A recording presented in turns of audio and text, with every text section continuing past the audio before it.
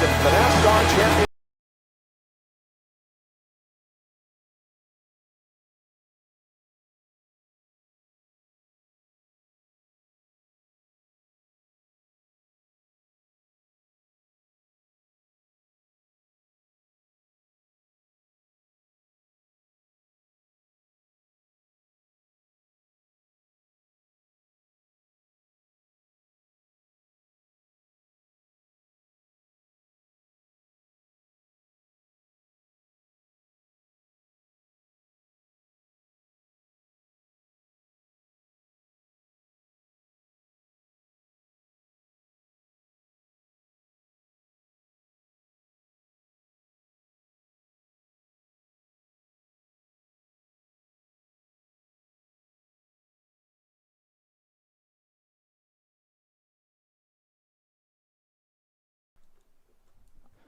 Good evening, folks, and welcome to another live production for Season 4 of the Canadian E-Motorsports Network NASCAR Series on iRacing.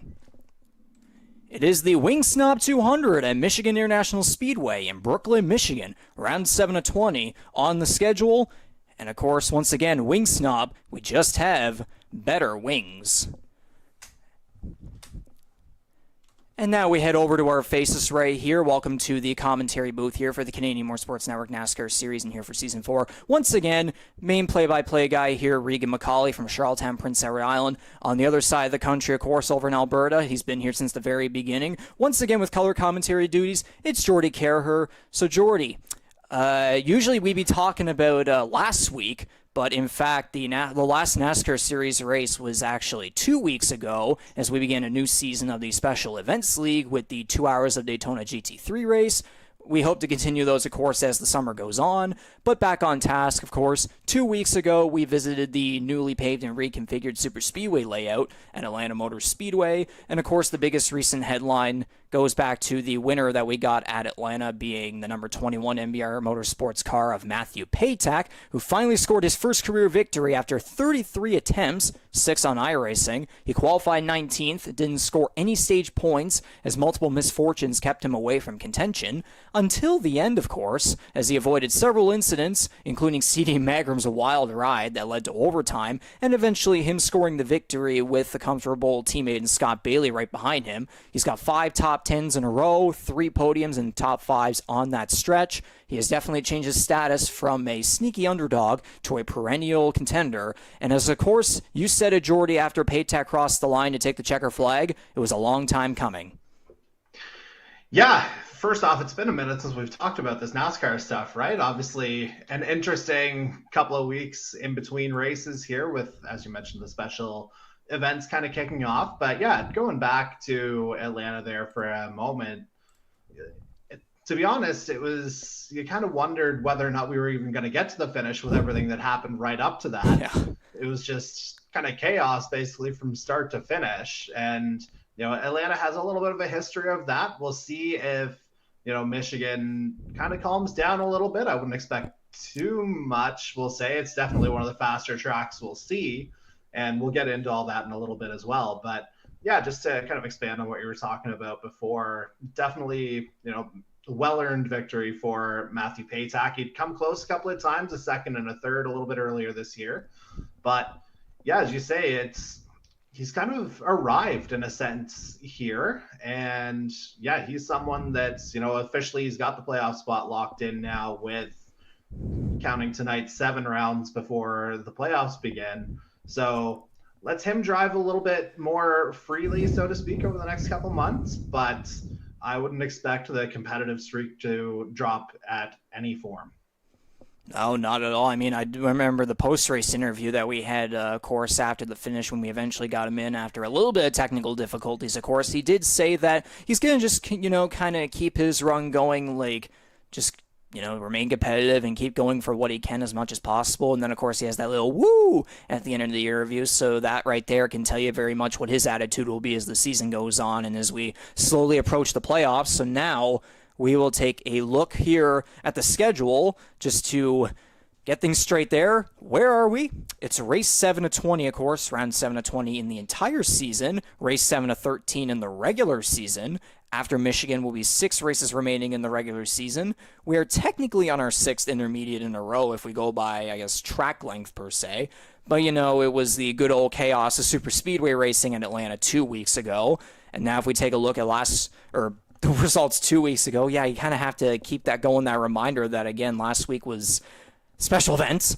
But, of course, looking back at the Atlanta results, we already talked about Matthew Patak, of course, earlier. But how about this podium, like the rest of the way in second and third place, beginning with Mark Cox's number 98 Smarties Ford, claiming the first podium in top 5 of the season after qualifying 20th. I think that would even be his first career achievements of that high of a scale. I would assume, Jordy, you may have a little bit more knowledge of that.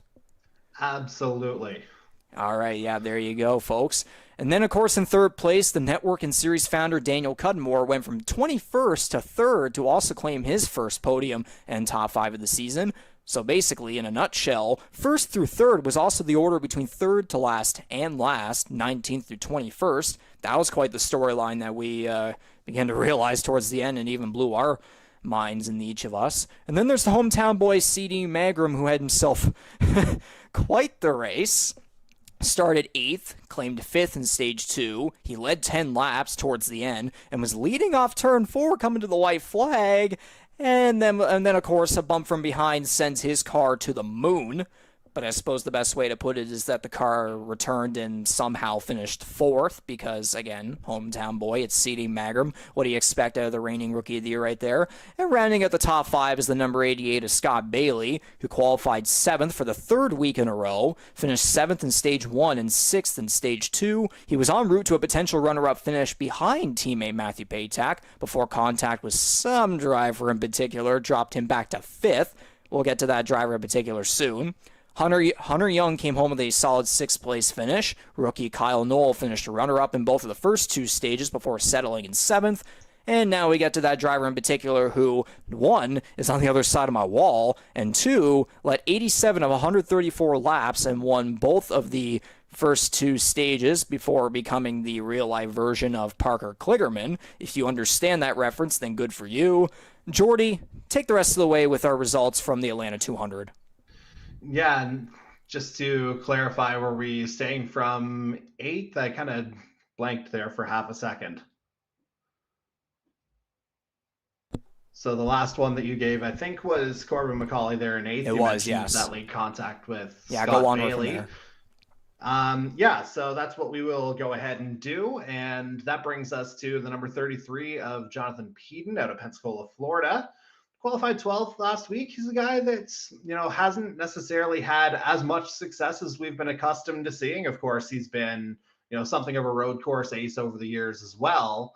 But he seems like he's starting to figure it out. And, coming home 9th last week, we'll get to some of the ramifications of the standings here in a little bit.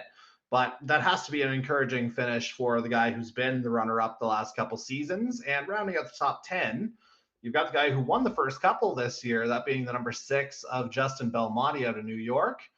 Qualified 4th and ultimately was the first driver to finish a lap down, just to kind of give you an idea of what the field looked like last week. And yeah, ultimately, maybe not the result he was looking for, but, top 10's never necessarily a bad thing, especially it was a deeper field last week as well. So, opportunities to kind of solidify a spot there. As speaking of solidifying a spot, qualified 11th, finished 11th, the reigning series champion, the number 97 of Ty Higginbotham. Season 1 Earl Ross Cup champion Ryan Gibson in the number 23 came home in 12th after starting in 15th. Then you got Mike Marini down in 13th in the number 12 Toyota after qualifying 18th.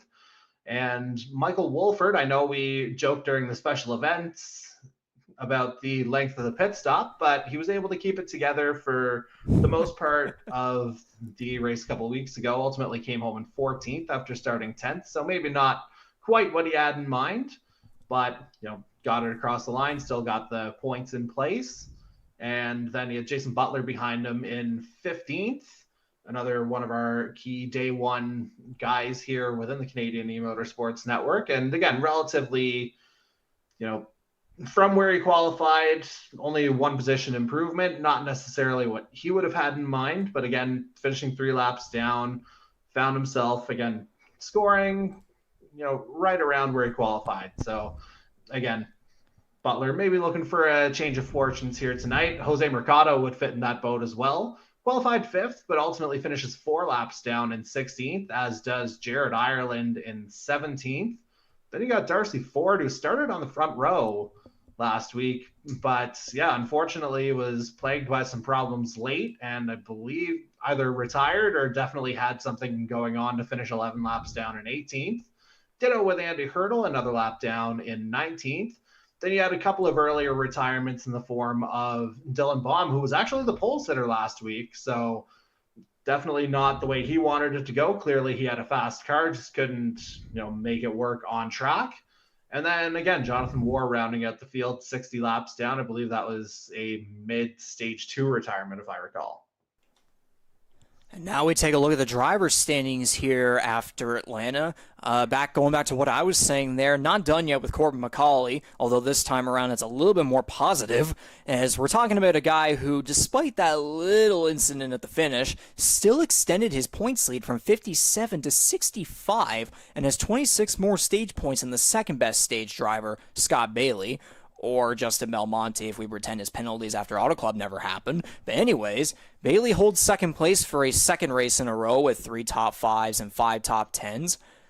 And now again, going back to the points, of course, you see him in 4th. Then again, though, the drivers that are locked in the playoffs go to the top. So we'll get that clarified, of course, right there. But again, going back to Bailey there, the gap behind him remains close as Matthew Patak sits 2 points behind. He was originally 1 point behind Bailey before Atlanta, and this is his 3rd week in a row sitting 3rd in the point standings. Kyle Knoll continues to have a quiet but impressive rookie campaign with his 4th top 10 in a row, adding to 5 on the season. It might help that he's only qualified 10th or higher once. In other words, he's very much a patient and long-run kind of driver. And then, of course, again, the defending series champion Ty Higginbottom moves from 7th to 5th in the overall standings. His numbers are a tad low when it comes to top 5s and top 10s and maybe even stage points. But, of course, iRacing transition, and he has still claimed many bonus points and solid qualifying results. So it's not a championship slump by any means. But then again, though, if you do compare them, it's all about perception. Again, we're on iRacing now instead of NASCAR Heat 5. So, Jordy, I'll let you take the rest of the standings from here. And that was from, you said from Higginbotham, I do believe? Correct. Okay, so we'll go through the rest of the playoff picture here to say the very least, because again, now you're starting to focus on a little bit more. You have CD Mangrum there in 7th, making a 1 position jump. Both of those came at the expense of Dylan Baum, who drops 2 positions to 8th, but still comfortably in the playoff picture. Darcy Ford and Hunter Young tied for 9th on 166 points. Jared Ireland 1 point back. Michael Wolford another point back from that. Pretty tight, actually, 9 through 13, with Michael Wolford 12th, Ryan Gibson 13th. Andy Hurdle with a little bit of a drop there. Certainly last week's results didn't help him. He's another 4 points back in 14th. Jason Butler, again, falling down the standings a little bit. He's 15th right now as he looks to make the playoffs for the first time. And the man on the bubble right now is Mark Cox. And I tell you, Reegs, that second place finish last week, that helped him out greatly, because you look at who's behind him. It's Jonathan Peden right on his tail, 6 points back in 17th. Jonathan War still hanging around, but outside the playoff picture right now in 18th. And then Jose Mercado still kind of trying to find his way as well, 17 points out of the playoffs at this point. Then you get a little bit more of a gap between Marini in 20th, Dan Cudmore in 21st. It should be noted he missed a couple of races, so the 3rd place didn't necessarily help him out that much, but it didn't hurt. And then you have Tom Janikowski rounding out the field a little ways back, probably getting close to the point of saying he would need a win to get in. Of course, and going back to what you were saying about Mark Cox there being right on the playoff bubble again, that is quite the competition right behind them, especially in a guy like Jonathan Peden. And going back to what you were saying there, of course, about Daniel Cudmore again, for some drivers that may not be able to get to every single race on the schedule, it's still nice for them to come in and get some solid finishes just to make themselves happy, even if they can't really fight for anything. And again, I wouldn't rule it a win for any of them, because Because again, though, we still have tracks like Talladega and then once again Daytona that we have to come back around before the regular season comes to an end. So anything's possible as this regular season goes on. And now we take a look at another form of point standings, but now it's in the first timers, the rookies, of course, with Kyle Knoll leading the way with 243 points right there, and then Justin Belmonte moves up to second over Dylan Baum, returning to action in Atlanta after missing Chicagoland, along with several other notable drivers, including Jared Ireland and Andy Hurdle. Baum falls to third, while Jared Ireland once again remains at the back, 31 points behind Baum. Do you got any thoughts on where this sits, Jordy? I mean, Kyle Knowles found some pretty good form as of late. Again, a couple of third place finishes back to back. He's a guy that, he's proven to be adaptable on the track. So, the fact that he's built out this 34-point lead, obviously still fairly early in the season. I guess we're, 30% of the way through now, 6 into 20. Yeah, that's about right. Anyway, yeah, he's definitely found a more consistent form where Justin Belmonte's cooled off after those couple wins to start the year. And Dylan Baum, he's a guy, again, he's proven to be fast, but the results haven't necessarily translated as evidenced by the pole position last week before the early retirement. And then Jared Ireland, again, another guy who can be there. He's just had rotten luck over the course of a couple of weeks here. And I think he missed a race in there somewhere as well. So that explains the gap a little bit. But again, all 4 of these drivers have proven to be very capable. For sure. And now we're going to get back to the action here just a little bit right here. We're going to introduce 2 little segments here that I'm kind of surprised we haven't really done just yet in a way. We haven't solely focused on them per se, but we're going to start off by talking about what Michigan International Speedway is all about.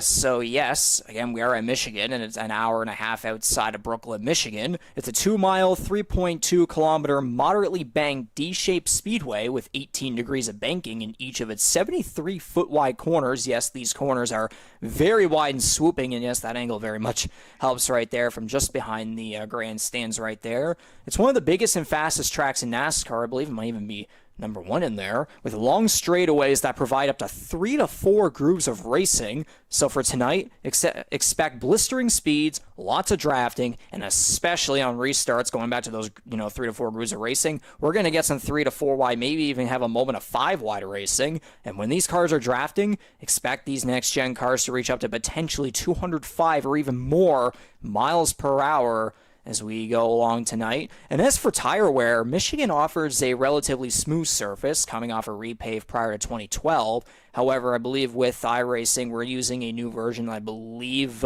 came out in 2018, which provides a way more grippy surface versus the older version where you could get loose pretty much almost everywhere, especially on corner entry.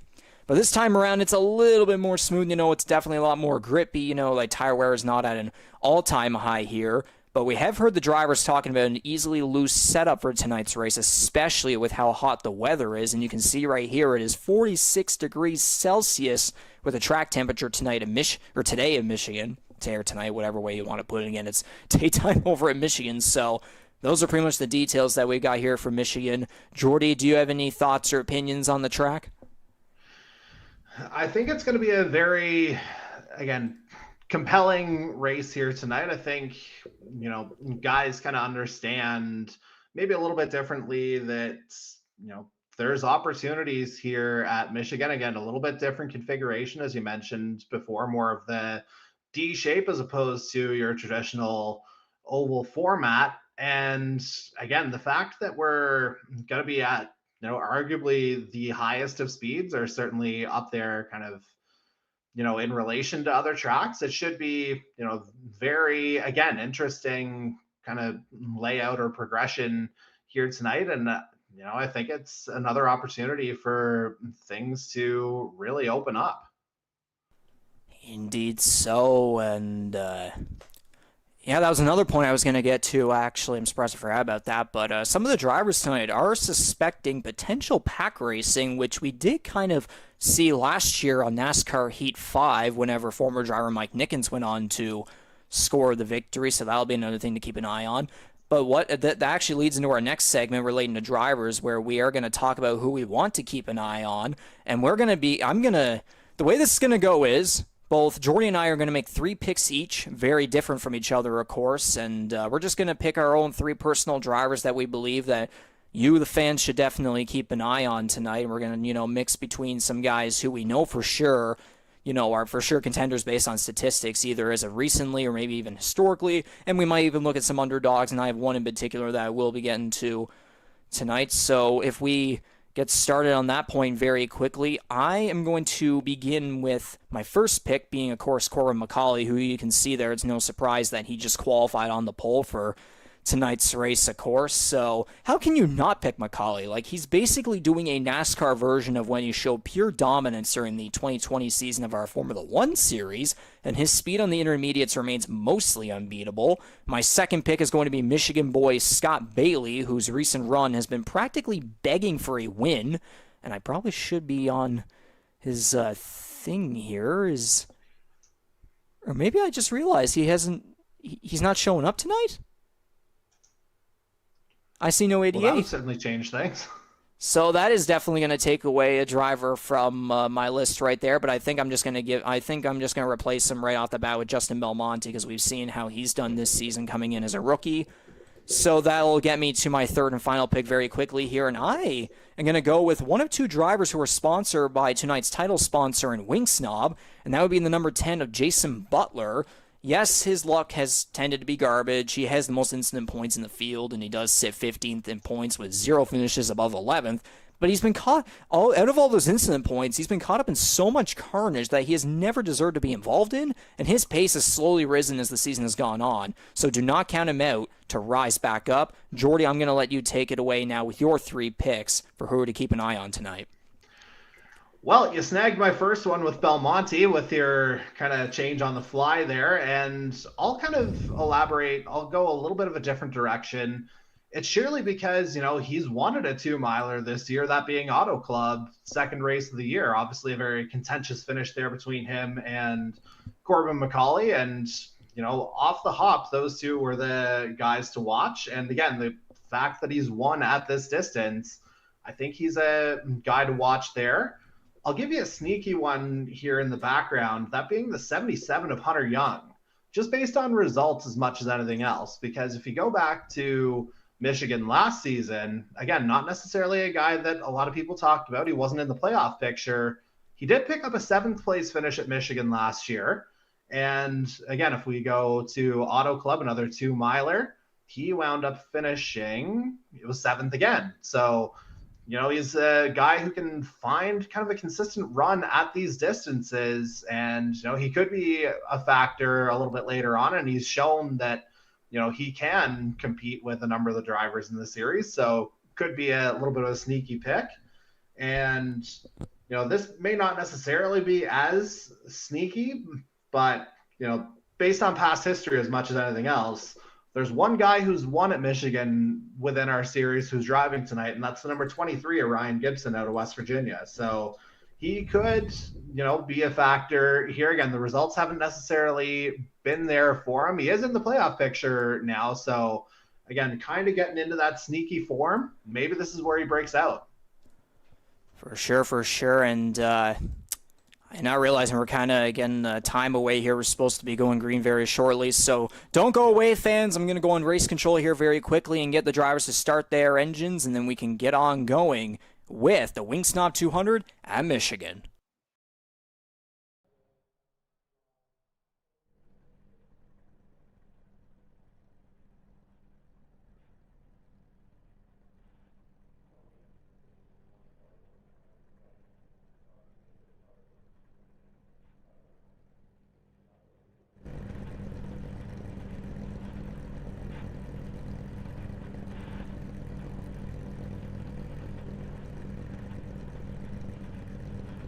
Took you long enough.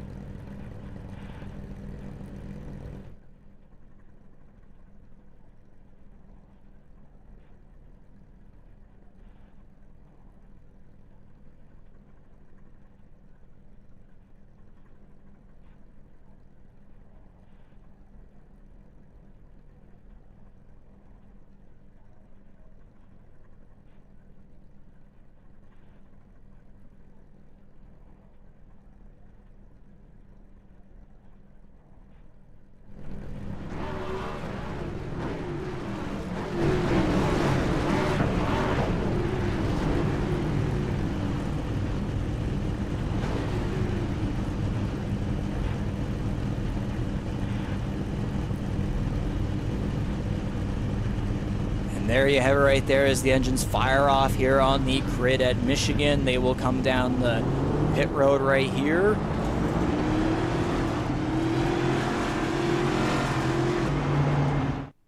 And so now we will get to the starting grid for the Wing Snob 200 here at Michigan, and we will begin with the number 17 Chevrolet, of course, Corbin MacAulay right here in his new Oyster Bed Speedway paint scheme, going away from Holland College now for the time being. And then, of course, you got the number 3 of Dylan Baum there in second place in his number 3 Toyota, who, again, though, he's been a qualifying beast as of recently, especially on the super speedways, getting that pole back at Atlanta, of course. And now we go to the second row. There we go. The number 21 Chevrolet, Matthew Patak, starts in third place, winning at Atlanta 2 weeks ago. And then there's the number 1 of CD Magram, who, again, went for a wild ride back in Atlanta, but he starts in fourth place right there. So hopefully he'll try to rebound again. He still finished fourth, but, again, stuff happens. So, yeah.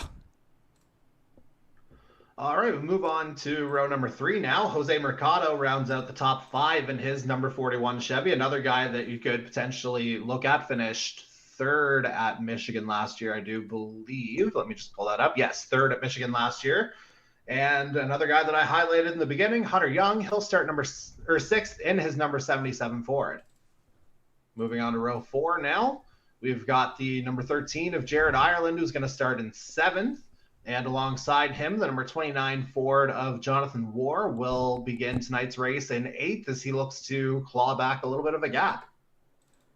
Now moving on to the next row right here in 9th place, we got the number 36 Chevrolet, Michael Wolford, who is the second driver, again, after I mentioned Jason Butler earlier, to sponsor Wing Snob. And he's also actually, no, yeah, he'd be technically the only Michigan driver in the field now, as Scott Bailey's not participating tonight. And then there's number 7 Chevrolet of Andy Hurdle rounding out the top 10 right there. And if we move on to the next row here, we got, again, as you mentioned, Jordy, the winner of Michigan back in 2020. That was the number 23 Chevrolet of Ryan Gibson in 11th place. To his side will be the number 64 Chevrolet of the 2021 NASCAR Series champion, Darcy Ford.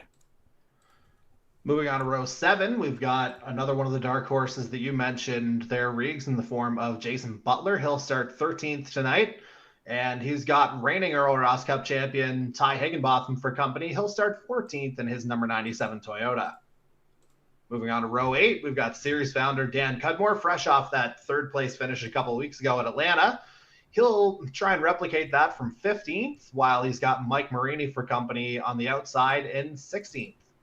And to complete this starting grid here, we got the number 33 of Jonathan Peden there in 17th place, which is also his points position, of course, right behind, again, ironically, the number 98 Ford, Smarties Ford of Mark Cox, who finished second place at Atlanta 2 weeks ago, so he'll look to continue some momentum there.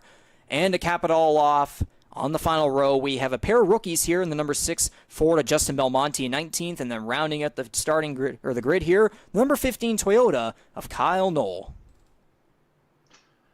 And interesting to note, it doesn't look like either of them posted qualifying times, so we'll see how they're able to get through the field. We don't really have a read on them. And there it is right there. The green flag is out. We are underway with the Wing Snob 200 here at Michigan International Speedway. And I probably should put it on the ticker that we are at Michigan. Yeah, it might help. There we go.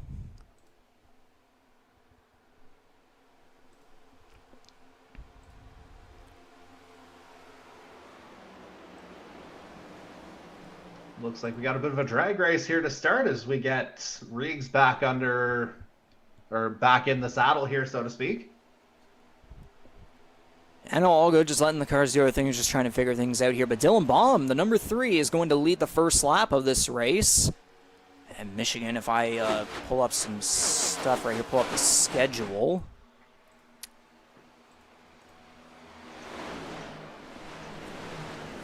Yes, it's a 100-lap race. 24, 34, 42 are the stage lengths here. It was originally 130 back in Atlanta, but we're using 100 here at Michigan. So that'll be an interesting thing to keep an eye on here, of course. And it looks as though the top 3 has broken away from everyone else with MacAulay, Baum, and Patak there. And then it's just kind of a Bit of a jostle back here as Jared Ireland doesn't have too much to worry about. Then there's Jonathan Moore, and then you got almost a three-wide, pretty much a three-wide situation here. Wolford able to clear the way, but it's a different story here for guys like Hurdle, and then that looks to be Mercado, and then Darcy Ford diving down low there on the inside line. So again, the top three. Not sure what happened to Hunter Young off the beginning. Qualified 6th. He is plumb last right now. Not sure if he got turned around on lap 1 somewhere and we missed it, but he's just fallen right down to the back. Yeah, he's back there in 20th place again. Yeah, it is 20 cars in this grid. I believe that would make us missing 2 or 3 drivers there, including Scott Bailey, of course. But again, you see the top 3 breaking away with the number 17 in Oysterbed Speedway Chevrolet, Corbin MacAulay leading the way again in that new paint scheme. His new paint scheme there. Some nice little different colors there. Still got Holland College there on the side, right behind the number underneath the side Oysterbed logo, and he's also got the Super Late Model Series logo on the quarter panels each side.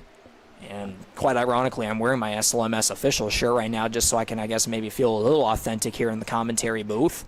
Just for a little funsies right there. I was seeing a little bit of battling there. That would be Mark Cox trying to get past Jason Butler for 14th place.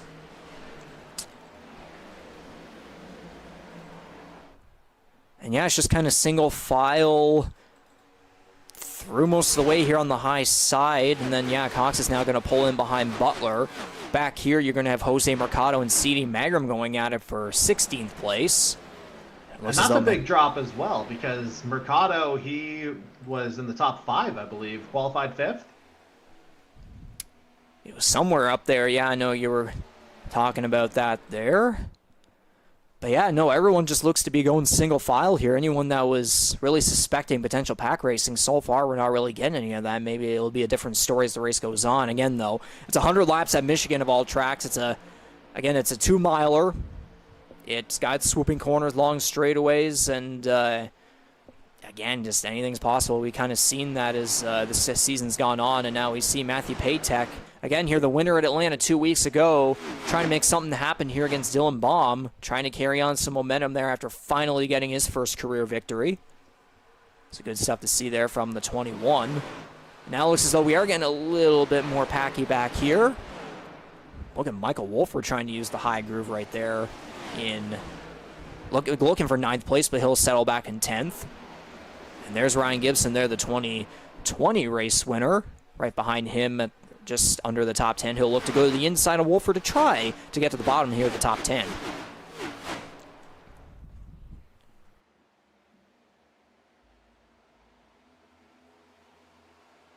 Yeah, Riggs, and definitely, a different kind of feel so far compared to, the Auto Club comparison I made a couple of times, where, there were multiple racing lanes there. Certainly it seems like drivers more or less preferring the mid to higher lines here so far. And again, as we've talked about before, more or less maintaining a pack, maybe a little bit more separation as you go further down the field.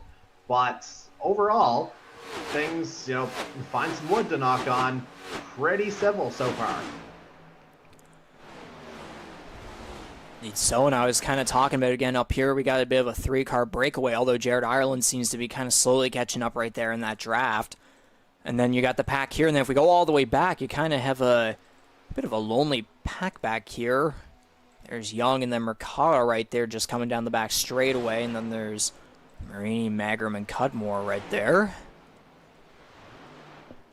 See, again, you were saying Hunter Young started in a good position up there, but then now falling all the way to the very back here. Don't know if that might be an issue, or maybe he's just trying to maybe not bother with things, maybe maybe an opinion play the long of game.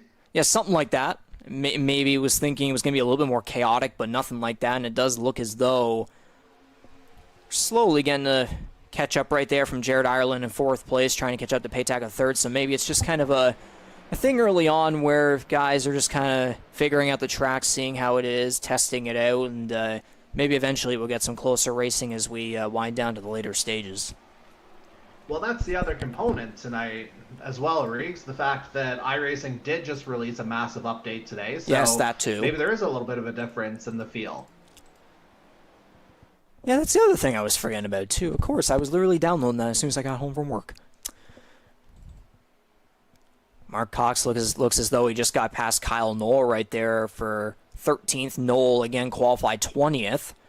Maybe he didn't even post a lap if he was back there. Again, it was him and Belmonte, which was kind of surprising back there. But his number 15, Storm Surge Esports Toyota, has gone up from 20th to 14th, so 6 positions right there. Not too shabby for the guy who, again, as we were talking about before, had 2 third-place finishes in a row and then was able to collect 7th in Atlanta after finishing runner-up in both of the first 2 stages.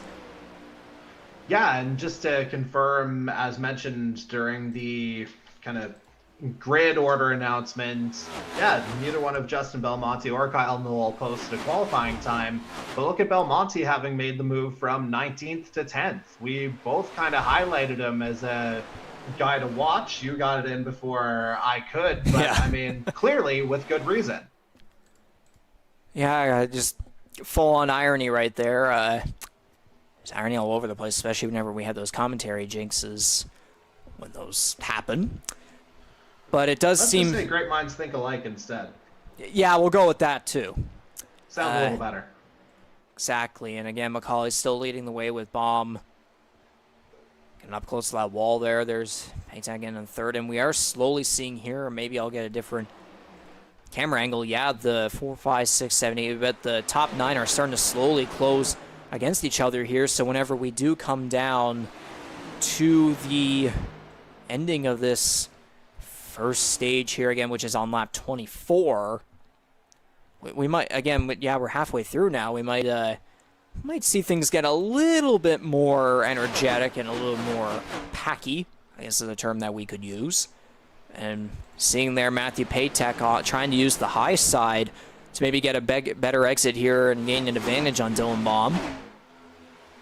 Looks as though that's not going to work out, at least for now. Darcy Ford there catching up right behind Jonathan Ward to try and take 5th place away.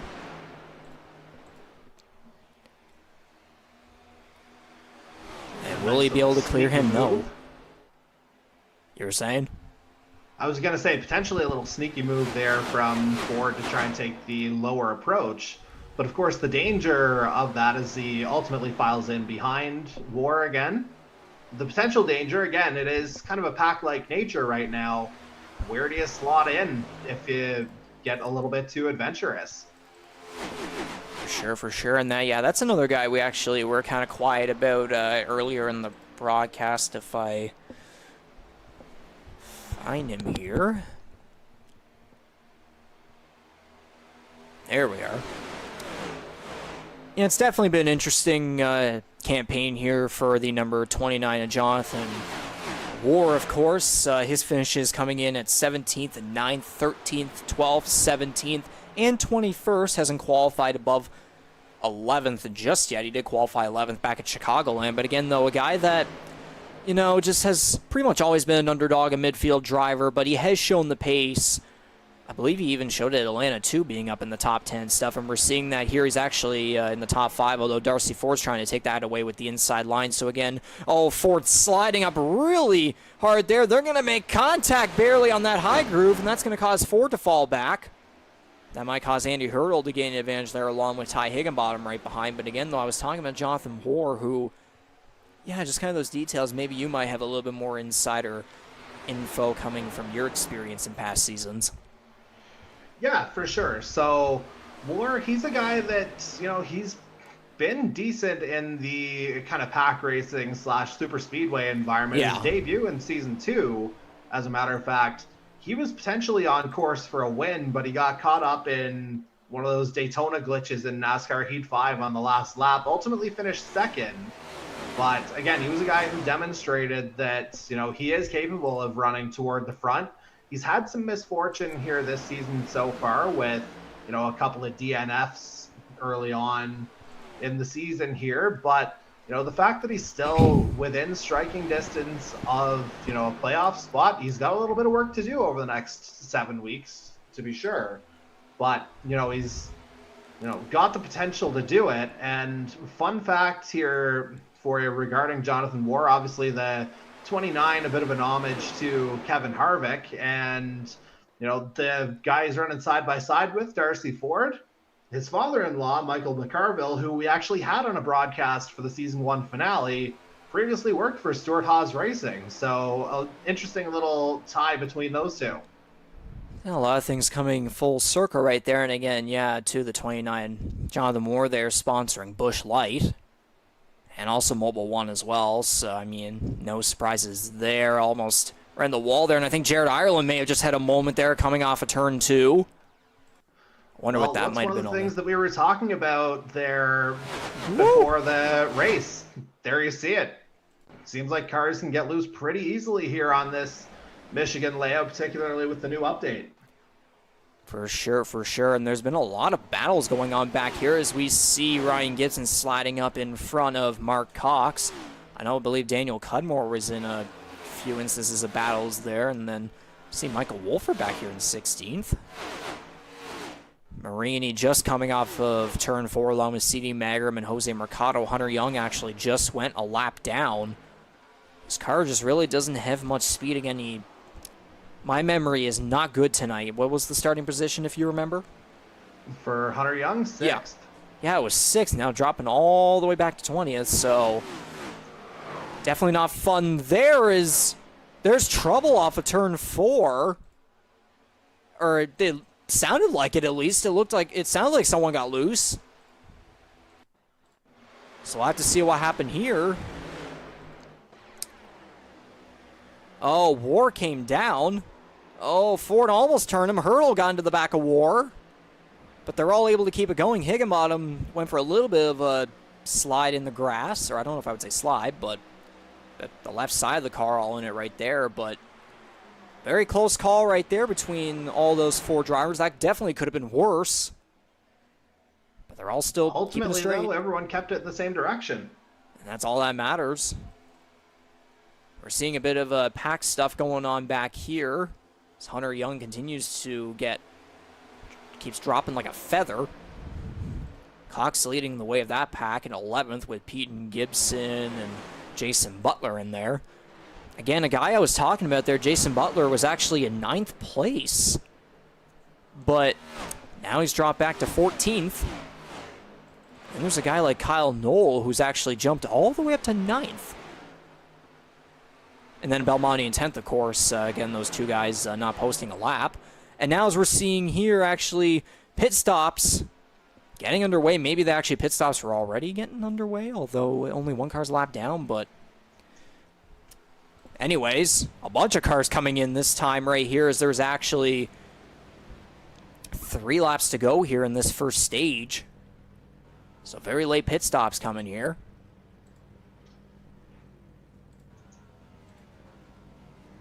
Yeah, definitely an interesting development here, to say the very least. We've got half dozen. I think MacAulay may have jumped the stall just a little bit. That might have been a massive mistake on his end. That's going to cause Jared Ireland to get ahead of him. And we got our token appearance from the iRacing Pace Ghost car there. Indeed, and we are going to have a bunch of other cars here coming down the pit lane. So that's Andy Hurdle. And I believe that's Jonathan War back there as well. So they'll be coming down the pit lane. And now if we go back onto the track here, Dylan Baum is leading the way, so maybe he'll try to go for stage points rather than making a pit stop. I believe I was hearing earlier from some drivers about the concern of drivers potentially losing, like running out of fuel before the end of the stages, so if there's a case of that, then hopefully that doesn't happen again. There's the flashback to Auto Club where we had that little fiasco with Jose Mercado winning a stage, and then, stuff happened after that.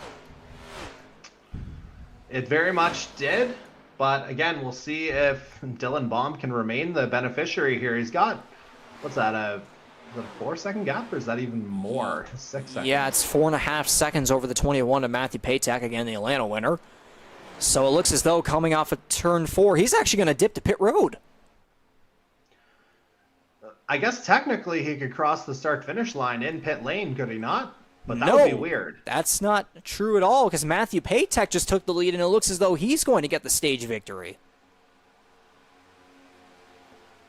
Yeah, maybe it's hard to kind of read a guy's mind, but you have to wonder if maybe there was kind of a losing track of the lap counter, perhaps? Because that is a very strange decision otherwise. Well, and there's the caution right there, so that does it for this first stage, of course. So looking back at this, if we go back to Dylan Baum, it looks as though he's going to hang on for 9th place, so that will give him 2 points right there.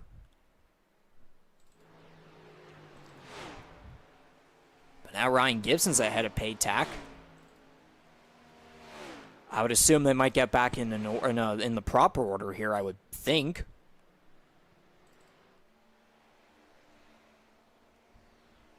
Yeah, interesting decision there, to say the very least, from the number 3. It's something that I'd be interested in pursuing.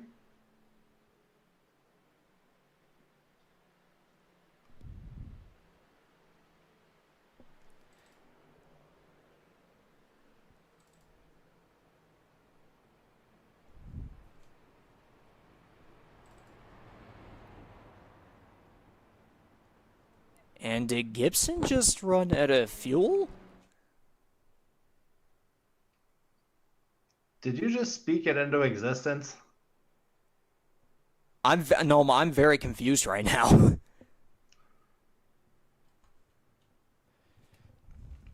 Yeah, that 23 is crawling, but is this where he can dip into pit lane? Yeah, he can just get away with it.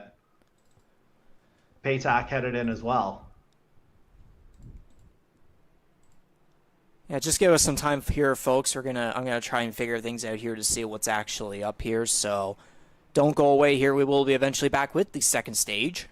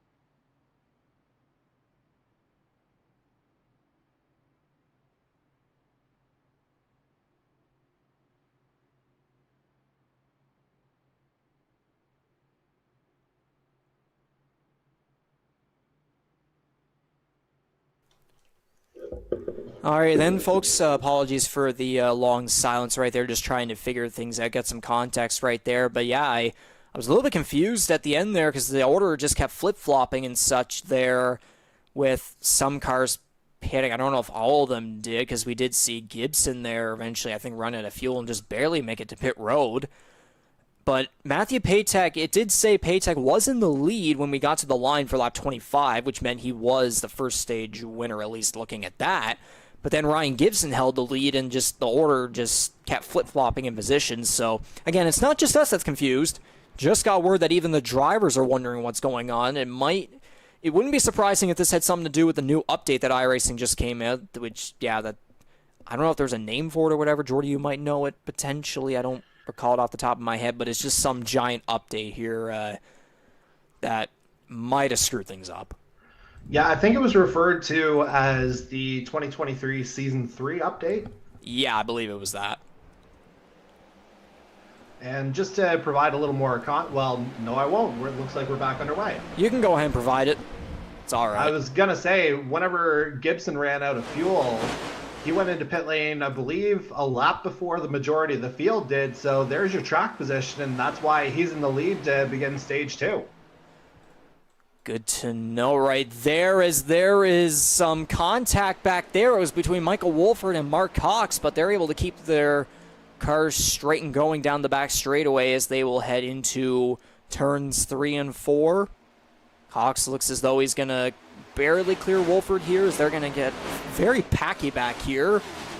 A lot of jostling back and forth, as we just saw there Dylan Baum heading down pit road.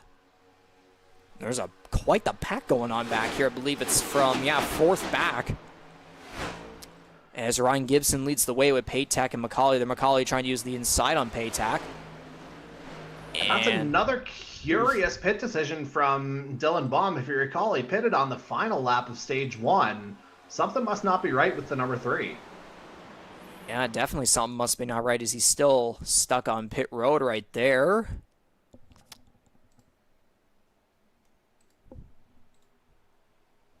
Again, it's just good to know that it's not just us that's confused about all kinds of stuff there, but we'll just get right back to the pack racing here. Again, stage 1, we saw a lot of separation there, and then slowly cars got back together, although then eventually we had to get to pit stops, of course.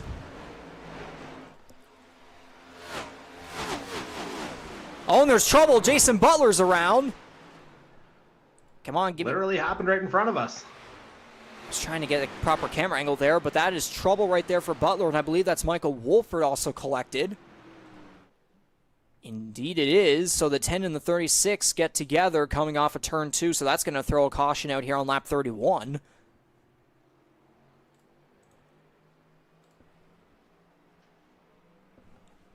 And again, we had an interesting angle of it right off the kind of live action. I'd love to see another kind of look, though. We've got the time. Oh, yeah, no, we'll get back to this one here. Get the ticker off. Let's get the chopper look at it here. Yeah, Wolford all the way up against the wall, and then Butler comes up. Hurdle with the contact there doesn't help, and whoa, Jonathan War! Oh, my goodness, he did save the car. Wow. Yeah, pretty impressive slide there from the 29 to actually keep it off of the barrier. Yeah, there it is right there, just around. And yeah, again, Butler just has had zero luck. Almost every single race has had something involve him. I would say on that one, though... That was all me, Regan, by the way. Yeah, he was not clear, and I even just got word, or I even just heard it from him right there. That was definitely all on him, and yeah, that doesn't surprise me at all right there. Just came up, not clear, slid up the track, so just unfortunate circumstances right there. But I want to go back to Jonathan War here, because holy cow, how he did not go down into the wall eventually, that is unbelievable. We'll have to think about that if he starts to get up towards the front again later in the race. Well, what was another thing we were saying about this update that we were hearing from some of the drivers, Riggs, is that you could get loose, but it seemed next to impossible to actually spin. And exactly. So I wonder if maybe some of the physics there were able to kind of help War keep it together, as, yeah, we see him get perilously close here. But again, able to hang on to it with the 29. And then we'll get Butler's angle here from his cockpit view. Yeah, from the chopper, it looked like just a bit of a squeeze there on Wolford, and yeah, as he tries to go high, there's the turn. Wolford kind of a passenger in that.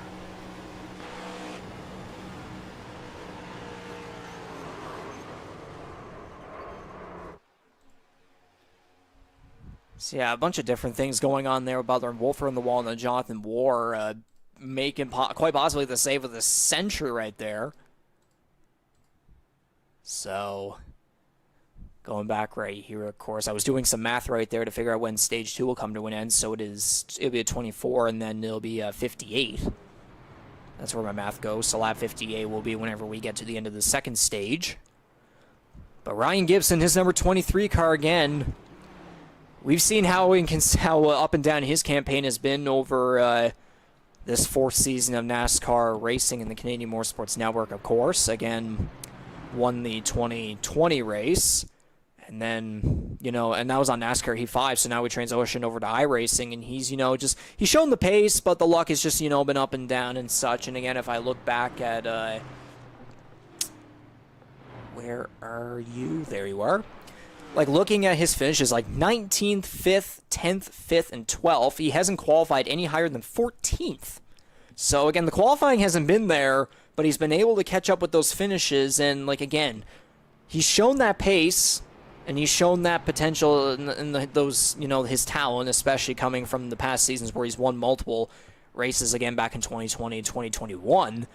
But again, with the transition to iRacing, it's just been up and down, and I would assume you might have a little bit more insider information than I do, again, because I only have, it'll be coming over to 1.5 seasons of NASCAR experience here, so.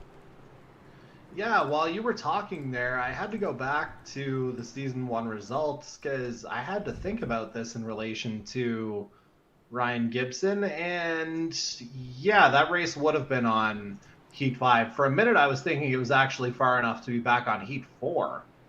But no, we were into the Heat 5. We had a couple of races in with Heat 5 at that point. Alrighty then. Interesting to know as the pace car rolls off right there, and for whatever reason, I guess this camera pack doesn't have a green flag camera, so let's get a spotter angle of this one. The field back to green here on lap 35 of 100. Here at Michigan for the Wing Snob 200. Once again, Wing Snob, thank you for being a primary sponsor of the Canadian Motorsports Network, of course. This, I believe, is the first of 2 races that they will be sponsoring on the schedule. Is in mid-July, they will be sponsoring the Texas race on July 18th. So we thank them for their support of the network, of course. And, of course, there are... Yeah, is it 2 drivers in the field? Yeah, Jason Butler and Michael Wolford are trying to remember who sponsors Wing Snob again. Yeah, is Butler and Wolford? That's what you said when we were given the grid, so that's what I'm going to go with. So yeah, Jason Butler and Michael Wolford, the 2 cars sponsoring Wing Snob, of course. Yeah, I'm like... They're the ones who just caused the caution. Yeah, go figure. Go figure. I was saying earlier, too, all things come full circle. We've got to be driving snobs. And then would you look at that, Jonathan Moore right there, right in front of Jason Butler, too. So, things are just, all good, I suppose. We suppose. But side-by-side racing here for what looks to be 13 through 6 or 15 or 16, I believe it is. Or actually, Ty Higginbottom is actually, he's on the inside here, 3 wide, but he's 2 laps down. Dylan Baum and Hunter Young are both 1 lap down. And there was we got ourselves a new leader. Hunter Young had a bit of a moment right there, and yes, you were talking about that Corbin MacAulay's number 17 Chevrolet is going to get past Ryan Gibson for the lead. And again, he's led 20 laps, so he's right back in it. No surprise to see there whatsoever. Again, he had 3 wins in a row heading into Atlanta, but then, of course, we all know what happened there, especially with Scott Bailey on that final restart. But, again, McCauley has just been straight up like Max Verstappen on the field this season here. Again, we're talking about a guy who's been on iRacing for pretty much a decade now and has the highest I rating in the field. Again, though, I rating, it's subjective because of it has to combine between experience and results. You have to combine both of them. It's not just the results.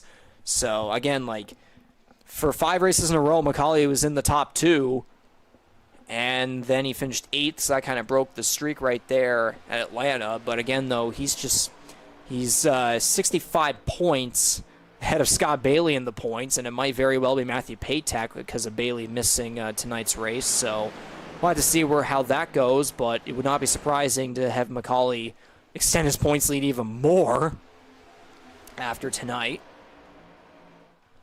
And yeah, just going beyond that, you mentioned, Patak moving up the board. Obviously, the stage 1 victory helps his cause there as well. Yeah, exactly. Bit of trouble going on for Dylan Baum here. He was down on the apron right there through turns 3 and 4. Jonathan War being slow, driving slow right there. He's going to come down the pit lane. Yeah, I wonder if maybe there's a little bit more. Maybe something actually did happen when he slid there in the midst of that incident that we're maybe not aware of.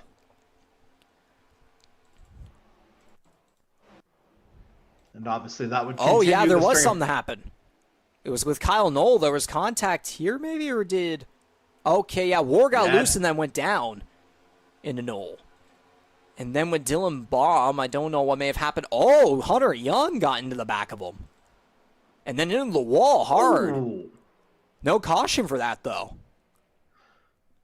Well, I guess they got, off the actual track surface, mostly. So, keep them moving, so to speak. And it looks like that'll be a broken that might be a broken suspension there for Young, because it definitely looks as though his front tires are kind of had a bit of an angle going on there. That might be my eyes deceiving me, though. But we'll get right back to the action here, of course, on the track. MacAulay's still leading the way. There's Justin Belmonte there just outside the top 10, 11th. It's actually Jason Butler here in 10th. So definitely rebounding from what happened earlier. Hunter Young now just coming off a pit road, and we see a battle here for third place. Ireland sliding up into that middle groove. As Mark Hawks, wow, the number 98 Smarties 4 trying to carry on and continue that momentum again from the second place finish that he had at Atlanta, which very much helps his playoff causes, of course. Because again, though, right on the bubble, right in front of Jonathan Peden of all drivers, and it looks as though we might get a 3 wide. No, Ireland's going to drop back behind Cox. And then there's Darcy Ford right there battling Ireland there for that 5th position, but he's going to now slide up behind in 6th place. So, again, a guy, Mark Cox, he's been... Again, in previous races before Atlanta, I believe it was even at Las Vegas, he showed the pace for even a podium. But again, the luck just hasn't been perfectly there for him. But again, that runner-up finish at Atlanta, especially finishing there after qualifying 20th of 21 cars, that definitely is going to give a guy like him confidence, especially considering he hasn't raced here in the series since 2020. So it's been a while, but all that I've been saying there, it's just all about momentum and confidence there. And I'm sure you would know that too. I was going to say, clearly, in Mark Cox's case, I know he'll love the shout out here, but clearly he's found a formula and is, MC Race Lab as we're under yellow. Let's find out why. Jonathan War's on pit row, but I don't know if that's what this is all about. Because he had been going into pit lane previously, if you recall. I am seeing nothing here. I'm probably giving motion sickness to fans by swapping around the car, so I apologize for that. But maybe Jonathan War had something happen? Coming off at pit road.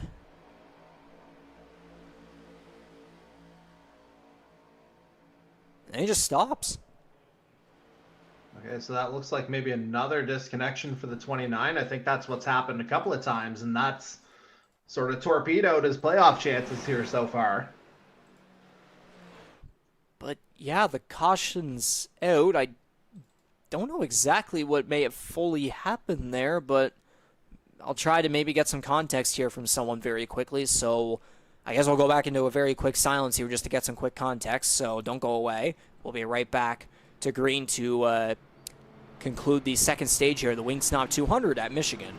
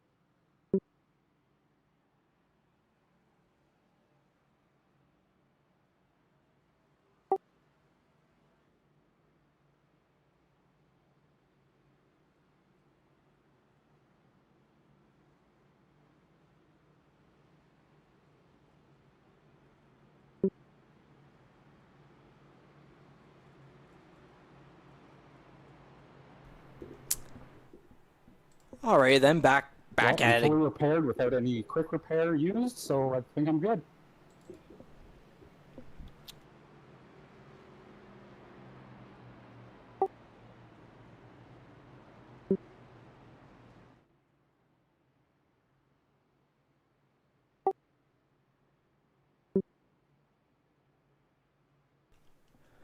Okay, I was about to stop the I was about to stop the silence right there, but then I heard a little bit more stuff there. But now we can finally break it. There's still confusion all over the place. We have no clue what that caution was actually about because no one was spinning, but we did see the situation there with Jonathan War. So that might have caused the game to do something. Don't know for sure. We don't want to consider potentially anything intentional because we have seen that stuff before, but we're not going to bother focusing on that. We're just going to get right back to racing, and we'll figure out all the stuff behind the scenes when the race comes to an end. So, again, we'll just go back to green here, and I believe, according to my math, it'll be 11 laps to go. Yeah, something to be said for pit road safety, though. So I wonder, you talked about the trigger. That could very well be a thing. Yeah, exactly, especially maybe with the new update, too, but, yeah, we'll be coming to lap 48 of 100 here to get back underway. We will be hitting halfway here in just a couple laps. So, if the camera could stay on this angle, this would be a perfect restart. Angle right here is Darcy Ford, the number 64 Wing Snob Chevrolet. He's going to take the green. Actually, yeah, it's... Okay, give me a second here. My memory is not doing well at all. Think of it like Wheel of Fortune. You can talk it out. Yeah, so it's Butler and... It is Jason Butler and Darcy Ford that are sponsored by Wing Snob. I don't know why I thought Michael Wolford was. It's probably because of the Butler and Wolford incident there that kind of made my mind go to that. But it's Butler and Ford. And, I mean, you can clearly see it on Ford's car here. He's literally in a Wing Snob paint scheme. Yeah, next time I head up to Edmonton, I will have to hit up a Wing Snob location because they've got a couple there. You go right ahead and do that, of course, but now we're really seeing a lot of jostling here up towards the front as Corbin MacAulay retakes the lead with Ryan Gibson, 2020 race winner, right behind. Whoa, and there's some car that just had a bit of a loose moment. That's number 41 of Jose Mercado, who we've seen had plenty of loose moments in recent races, especially at Homestead. I'm not going to go any further on that one. But as we get back to this one, the top three seem to have kind of broken away there in a single file line with Kyle Knoll up in third place. Not too shabby there from the rookie points leader. And it's a three-wide case here for fifth place between Andy Hurdle, and now it's not 3-0 anymore, but it was Hurdle, Ireland, and Mark Cox, as Ireland's going to try and clear Hurdle, and he's barely going to do that one. He hurdled him.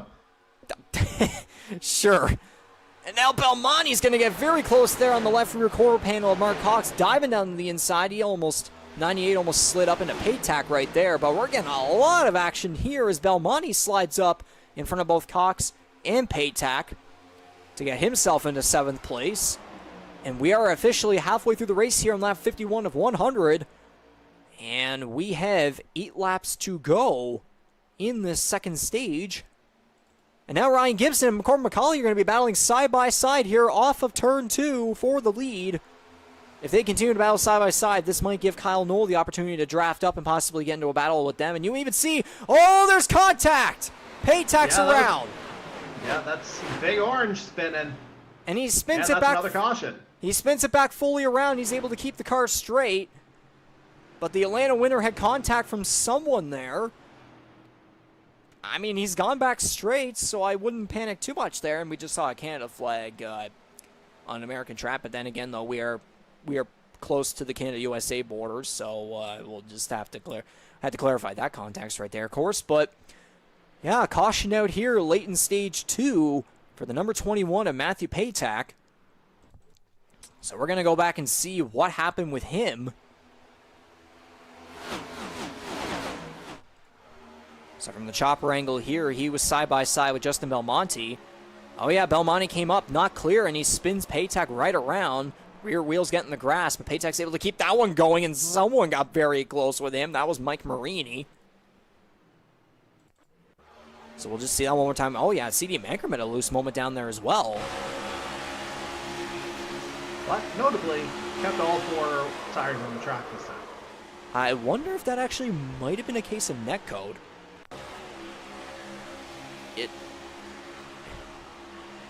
Oh, that's barely netcode.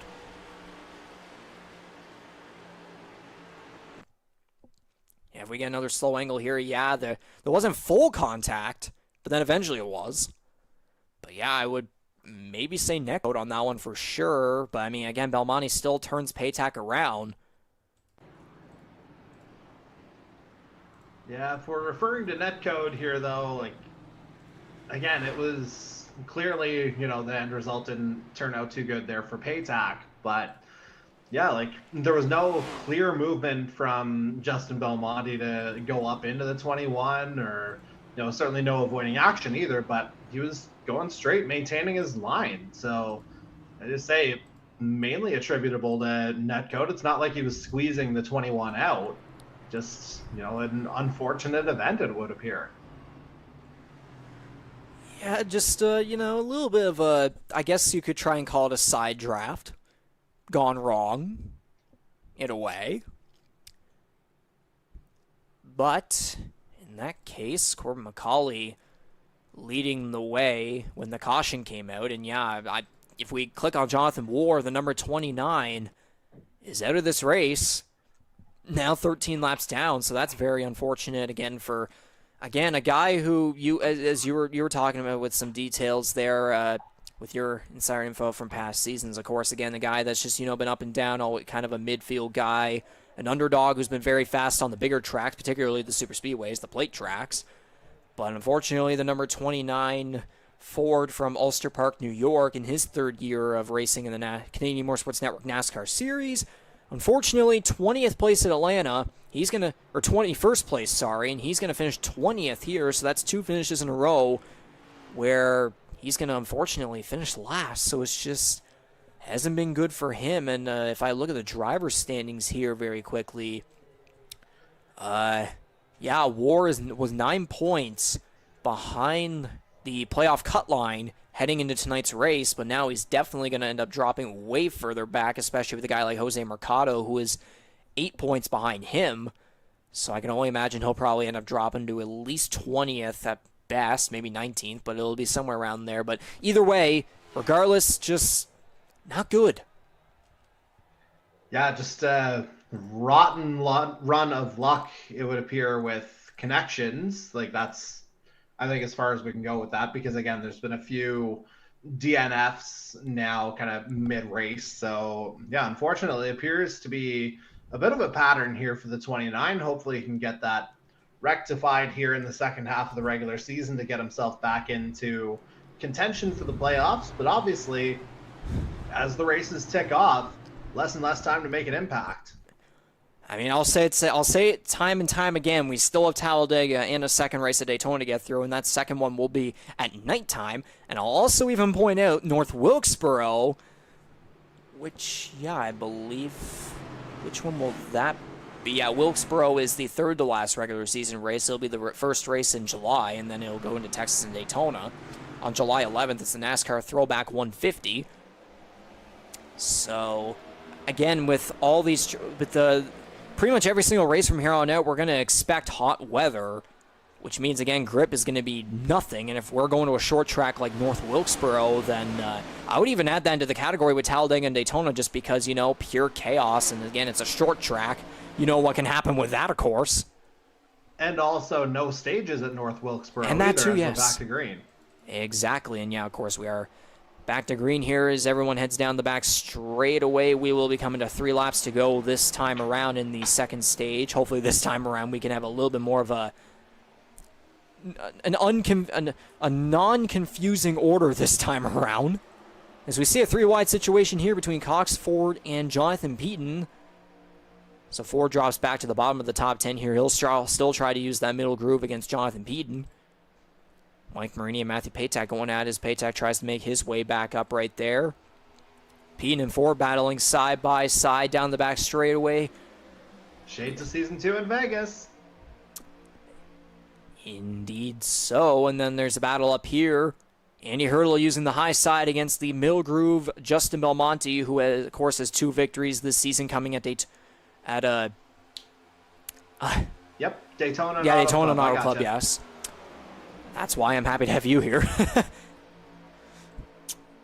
But yeah, that'll be 2 laps to go in the stage as Corbin MacAulay leading the way by 0.3. It'll be 0.4 now. Still the battle going on back here with C.D. Magrum trying to...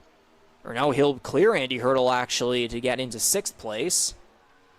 Mark Cox will go down to the inside of Hurdle, and now Magrum... Oh, Cox is going to dive very low right there into turn 3. That might cause him to lose a run. Here's Jonathan Peden. Looked to almost go in the middle there, but he's going to stay behind Cox. Now go to the high side behind Hurdle as the white flag is out for stage... Or no, yeah, it is out for stage 2 here on lap 58.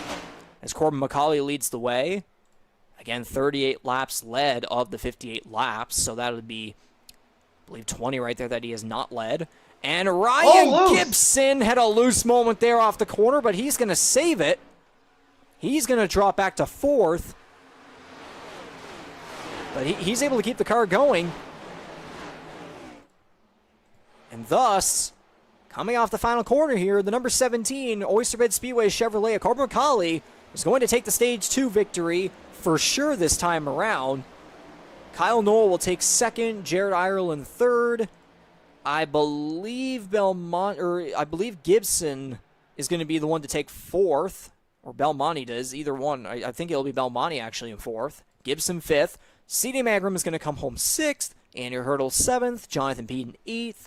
Mark Cox will get 9th. And look at that. Daniel Cudmore in the number 2 Ford, rounding at the top 10. That 1 extra point. Not too shabby. Yeah, sometimes you don't have to be talking about them early. Just they show up when it matters. And Dan Cudmore, grabbing another point. And again, he's a guy that we know is extremely conservative, tends to stay a little bit more towards the back of the field just to kind of let things, go.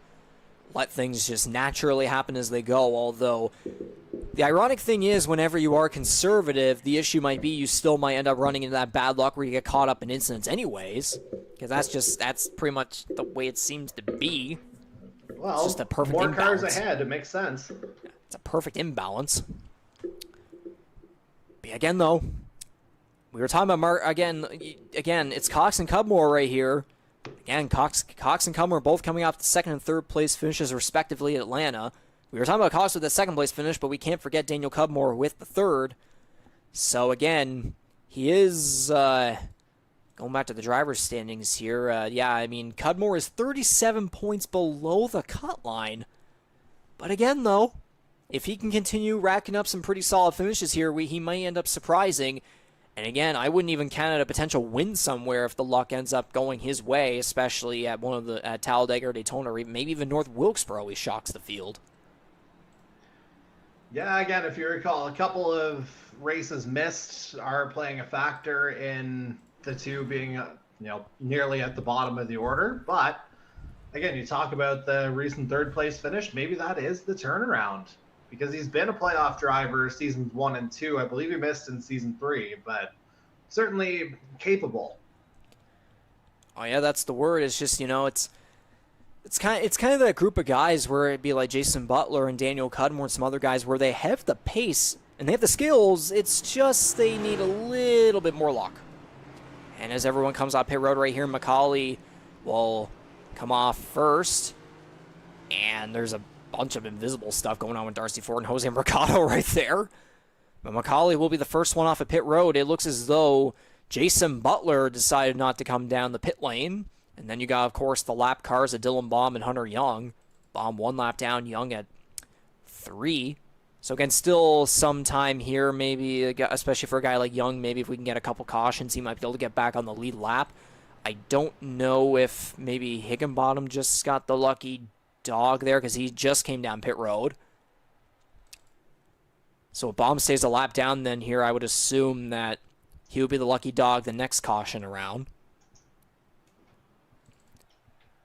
So I believe that will be the way to go. It'll be interesting to see here. Jason Butler comes down pit road, or maybe he'll just stay where he is.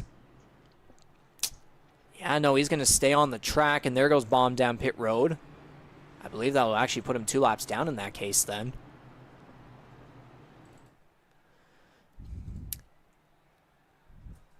But yeah, that'll be getting us to 39 laps to go here on lap 62 at 100.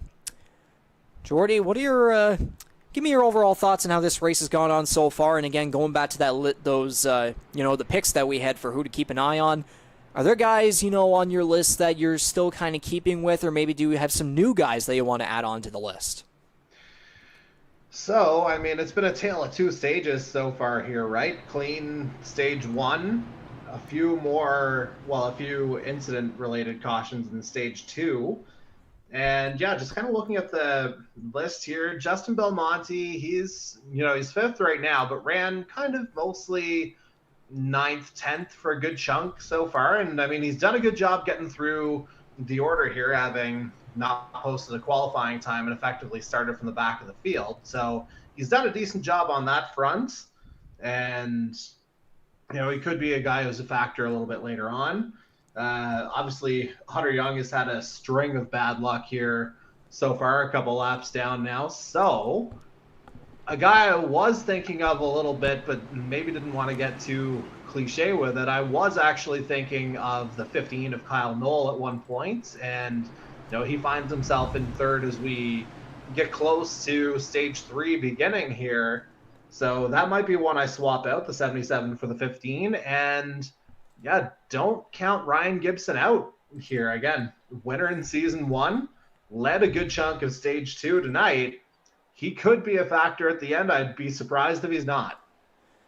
Actually, yeah, I think Noel was actually the guy I was thinking of personally, but then you stole that one, so I guess that's what I get for stealing Belmonte out of your hands before we got the race underway. But speaking of underway, that is indeed what the third stage is like, and there was a close call there, I think, between Noel and MacAulay, and Ryan Gibson has another moment. So does Jared Ireland, as they both drop back. Yeah, this one a little more costly than the last. Gibby down to, where is he, 13th? I think Mercado just gave a little bit of a push there to Cudmore on the high side, but that doesn't affect them any bit by the looks of it. Well, I mean, he's received a push in the past, so maybe turnabout's fair play. I don't know. And a bit of a disappearing moment there for Cudmore, but he's able to keep it going. And then there was another one there from a guy up here. I think that might have been Peden. But look at this. The number 10 of Jason Butler. He was on my list. He's up to 5th. Or, I mean, he was 1st, but he's down to 5th. I probably should say it that way, as there's, again, another moment for Jared Ireland. I believe it was contact off of Higginbottom, but he's able to keep it going, and then he almost tapped right on the left rear quarter panel of the number 97 car. And I don't know if you saw it as we were with Butler. It was almost a bit of a cut in front of Mangrum there as well, whenever he tucked back in, so that got a little hairy. Indeed it did, and now hopefully we don't get a jinx here for things to happen, but, we'd like to shout out our other sponsors. We've already shouted out Wing Snob, of course, but we want to shout out our sponsors for the Canadian Motorsports Network, of course, being about that. Oh, come on! Mike Marini hard into the inside wall after contact. Something. That front end is damaged badly, and no caution. And a piece left behind. So we're going to get a replay of that one here. Coming off a turn 2. Yeah, 3 wide. Mangrum had a moment too. It's just a bit of a squeeze. I think Butler sent Belmonte down to Marini and then just hard on the driver's side into that inside wall. Oh, no, Belmonte actually just got loose. I think it might have been a bit of a panic with Butler. So, unfortunate circumstances there for Mike Marini, who is now heading down pit road. I can only imagine he might not be a fan of the fact that we don't have a caution. He just slid right through his pit stall there, and he's going to have to back it in. So just nothing good happening there. Now I think will be the fair time. Now we can try to shout out our sponsors. Holland Hurricanes, Kyle's Fried Chicken, Rampage Coffee Co., of course, again, Wing Snob, GTR, and then, of course, the guys who provide our custom cameras, TrackCams22.com. We thank them for providing these custom cameras that emphasize and enhance our broadcast here for this fourth season of Canadian Motorsports NASCAR Series racing. Again, after all the stuff on NASCAR Heat 5 and now being on the iRacing service, it provides us a lot more, so we will get underway with the TrackCams22.com. Crank it up.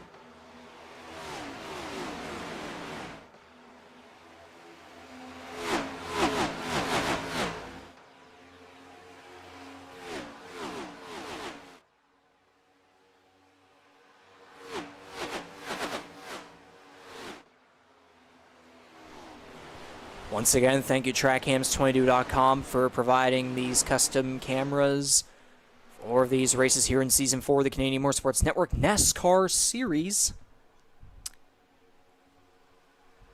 Although there was that one race with Simrad Market, but we're not going to talk about that.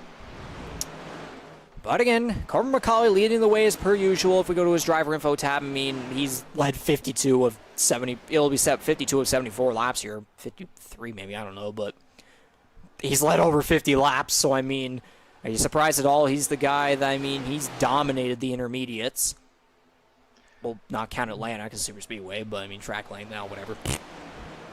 Yeah, kind of hard to argue with the results, right? Like, mostly, what do we say? All first and seconds outside of Atlanta? That would be correct. And I mean, 8th is not terrible, I guess, for that kind of a race.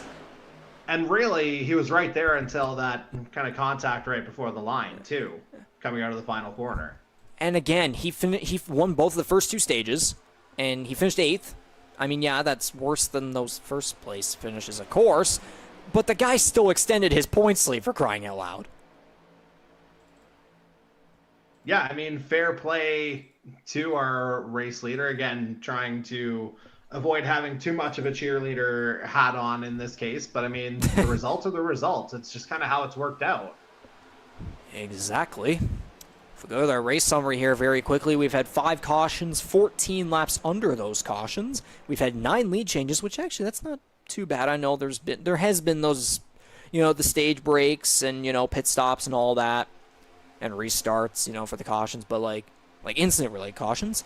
But again, though, not bad. We've had 5 different leaders. Jared Ireland holds the fastest lap at a 38.7 on lap 58 at 186 miles per hour. And for the weather, it looks as though actually the track temperature has ever so slightly gotten a little colder by about 8 to 10 degrees. Yeah, at one point we were talking about it being 45, 46, and obviously down to 38 now, as we saw just a moment ago. Cooler temperatures could lead to a little more life in the tires, which, could potentially alter final green flag pit stops if we do indeed have to pit under green, unless, something else happens. Indeed so, and we can see a battle going on here between Jose Mercado and Ryan Gibson for 8th place. And a bit of a slide up there. Mark Cox is going to slide into the wall. I think something might have happened there with Andy Hurdle. Or no, Cox actually just slid right up. There was a moment for Michael Wolford there as well, towards the back. Now we can see a battle here for 3rd place. Well, not anymore, I guess. It was originally happened there as Justin Belmonte and Darcy Ford were going at it for a few seconds. Mark Cox is going to almost went to the inside there of Andy Hurdle. Mercado right behind him trying to use the high side. Cox is going to use that middle groove to get away. Yeah, after that little tap off the wall, I wouldn't be surprised if that 98's a few smarties short of a full box.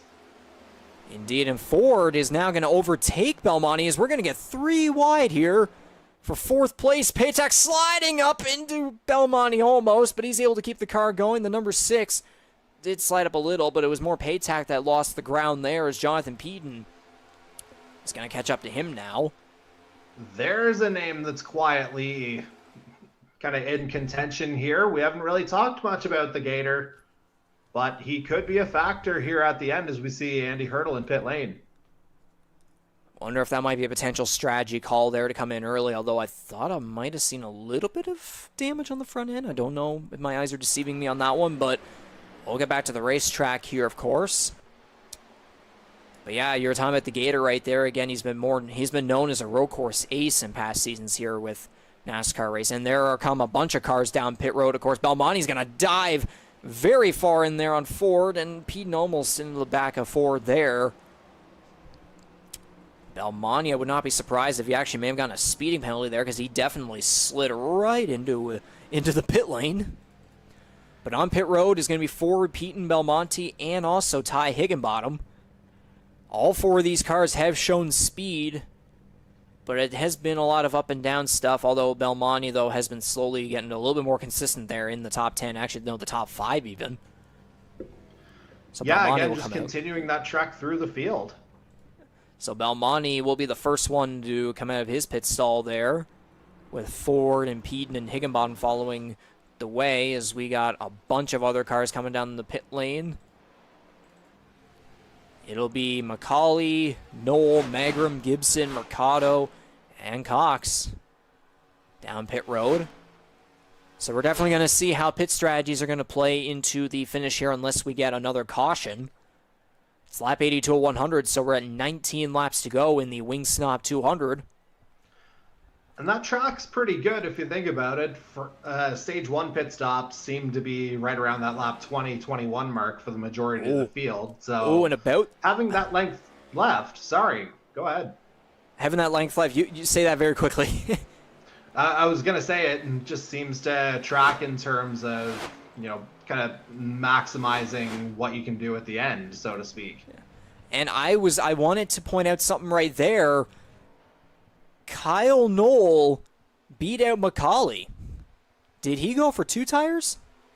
Wouldn't be the first time. No, that would not be the first time, and it would not be surprising there. I might go back here very quickly just to see maybe if we can check on that. Just very, very quickly. Yeah, we'll see if we can get a very quick angle here. So it goes for the right sides, and Cox, yeah, physics. Yeah, Cox just getting in there deep on Knoll. Yep, there it is. Kyle Knoll went for 2 tires. Okay, interesting call, especially the right sides. Yeah, it's only the right sides on that one. So, interesting call there from Kyle Knoll, who is 2.5, or no, he's going to be 3 seconds ahead, almost 3 seconds ahead of, or 3 seconds, whatever it is, again, over Corbin MacAulay. So I was saying back there again, I would be intrigued by a Kyle Knoll victory. We might see it here, but again, though, if MacAulay went for the 4 tires, that's going to give him the ever so slight advantage here on that 15 car. But well, again, though, you'd have to think the lefts would be screaming at the end, no? Well, that's the thing, yes. And if MacAulay catches right up, oh no, caution, Darcy Ford's around on the back straightaway. All of that we just said got completely broken. Go figure. And Dan Cudmore, he's in pit lane right now, I believe, or he was going to pit lane, yeah, I think. He was in his pit stall or close to it just before the caution came out. I wonder if that might. I wonder what will happen from that. I guess I'll say it like that. But Darcy Ford around on the back straightaway. Let's see what happened. Okay, contact from Might have been Keaton. another squeeze. Yeah, we'll get an angle here. So Belmonte's on the high side there. Oh, yeah, not even close to clear for the 64 Wing Snob car. And Peden, he goes right into Peden. And Ford spins right back down. Okay, lucky on, I believe it was Higginbottom there to not get involved in that one. But Darcy Ford just not clear. Yeah, it's kind of like what we saw with Butler and Wolford there. Just another version of that. But yeah, very, very similar incident. Yeah, it's unfortunate though that'll be 2 Wing Snob cars that are going to be involved in incidents here. So definitely not the best look, but it is what it is. And we know it's the Wing Snob ones for sure this time. Yes. Sorry, guys. Well, I mean, no. Darcy Ford is not a... No, he does not... He's not sponsored by Wing Snob at all. Clearly, the car is not a Wing Snob paint scheme. Nope, not in the slightest. Nope, we are very blind. I don't know if you would have seen the episodes of Wipeout back in the day, but the one who completely missed the pole as she was trying to jump onto a platform and just like falls 30 feet into the water below. Yeah. Same kind of blindness here. And I would think the term blind might also be the case for the officiating system from Mike Marini. He'd agree with that. Yeah. Again, I'm still baffled by why we're both baffled by why that wasn't a caution. Yet we had that one earlier about potentially having to do with Jonathan War on stopping at the pit exit there. But we go back to Mike Marini right here. He's still in this one. He is in 18th, so I would assume he did use his faster pair. And again, we're at 15 laps to go. We're coming to 14. So if the field starts mashing it up, I guess that could be a way to put it. That's the first thing that came to mind. Bunching up, yeah. Yeah. Yeah, sure. He's not out of this one. I mean, he's 17th, but he's not out of this one because, again, things can still happen. And we were talking about Kyle. It's just the good old broadcaster jinx. We're talking about Kyle Knoll taking the 2 tires over MacAulay, and he's like 3 seconds ahead, and it looks as though like if he's able to hang on, that could be a good story there because, again, Knoll has been on a hot streak as of recently. But no, we got a caution. He's now going to have 2 tires right there instead of 4 there, unless they actually, maybe they pitted. I was going to say, they're dropping the pace car, which is a bit odd. Yeah, I wonder what's going on there. Everyone's passing the pace car. Like, usually they just drive straight through the pace car, on pit lane anyway, but yeah, this is a little strange, unless the game is interpreting everyone as being a lap down or something, and this is a release, I don't know. I'm going to go ahead and find out the context of this.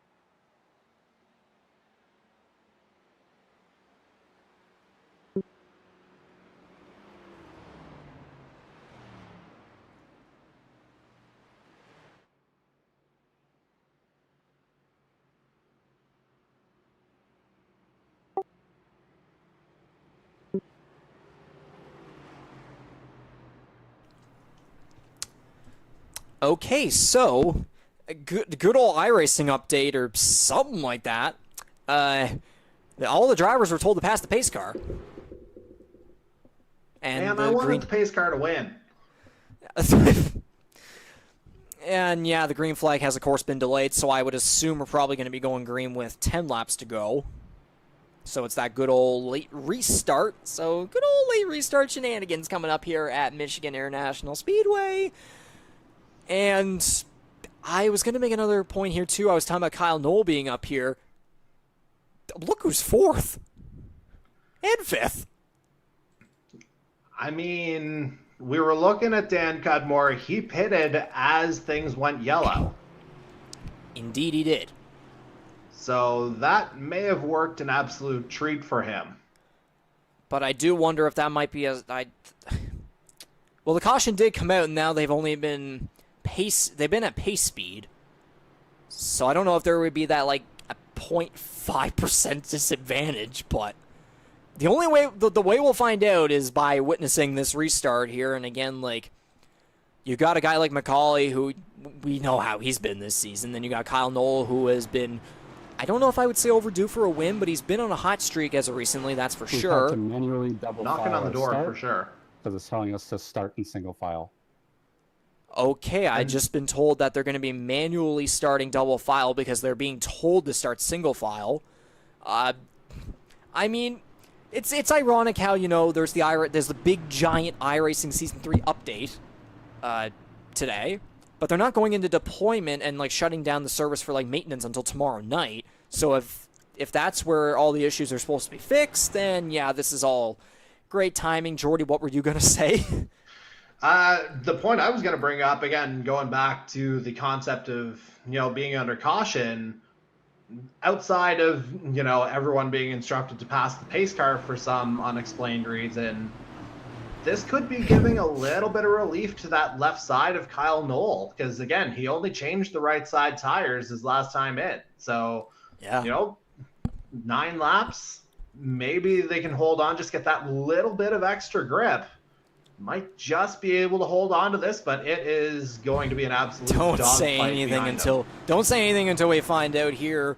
And again, I was along with Jason Butler giving me some context there. Like, he's got a full can of fuel, fresh set of Goodyear tires, and he is ready to go from 14th place, or I guess it's 15 now. But we are back to green. 10 laps to go in the Wing Snob 200 in Michigan. Noel leading the way, the top three, going about single file, but it will get a little bit of double file going on back here. 3 wide as well. Gibson in the wall. One car getting loose down there, and they're going to crash. And I think that'll be the big one. Indeed, that's like 5, 6, 7 cars. Cox is in there. Wolford's in it. Matthew Patak involved. Jose Mercado. Justin Belmonte also caught up in this one. Man, oh man, that Cox penetrated deep into this crash here, Riggs.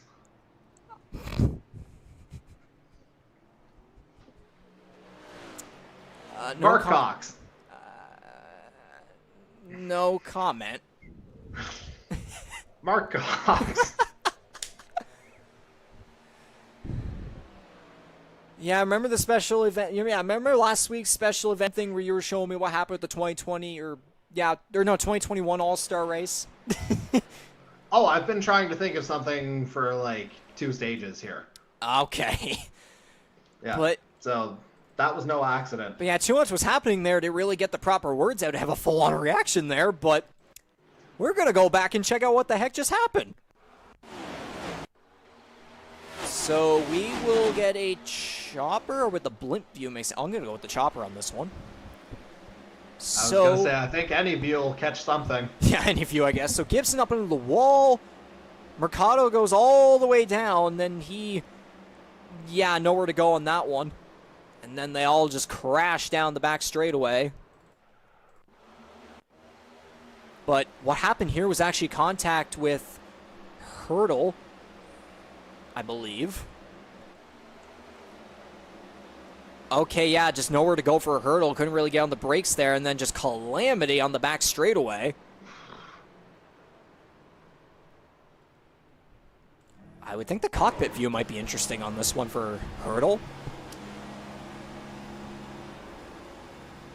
Yeah, well, I mean, he's going to see everything.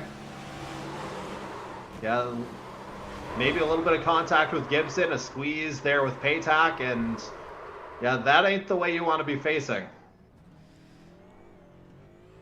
Just rather unfortunate there, and now we'll get a view of Ryan Gibson. Maybe a little wall tap there, too? Yeah, it was, and then just carnage.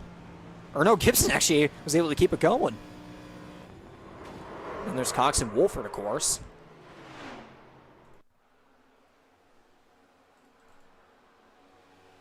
But yeah, the big one strikes with 10 laps to go in the Wing Snob 200 at Michigan.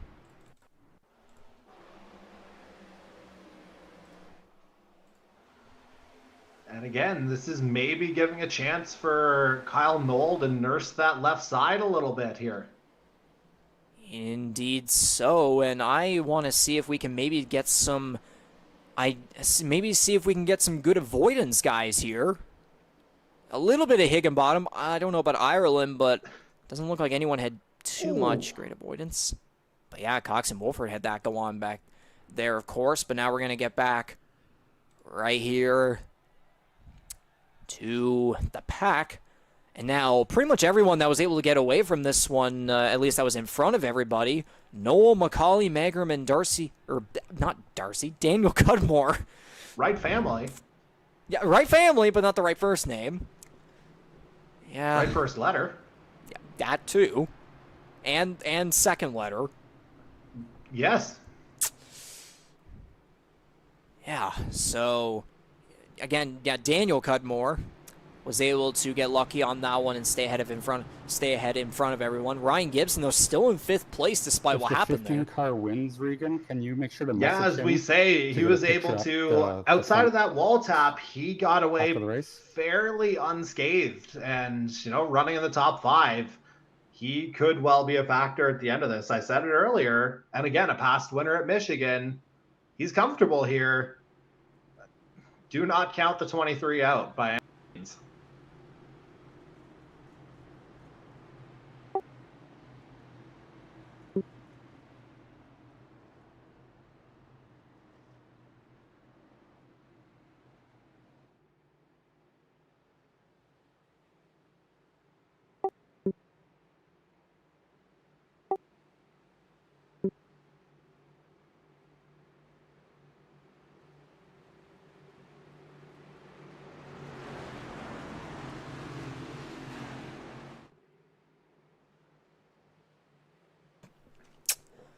Yeah. Alrighty then, folks. It'll be a 6-lap shootout to hopefully solve the Wing Snob 200. And about that, they're going to crash at the start-finish line.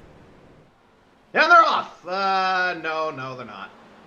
Nope. Oh, and Hurdle and Patak. I don't think Patak had anywhere to go on that one as Hurdle came right back up the track. And we, I guess, had a little more of a minor version of the 2020 Busch Clash, if that's a reference that we can use. I think you just did. Or that one truck race a few years back where they crashed the start-finish line on some late restart. But cautions breed cautions here at the end. So we're going to have to see what the heck happened on this one. I think Ford tried to go in the middle and then just wasn't clear or something.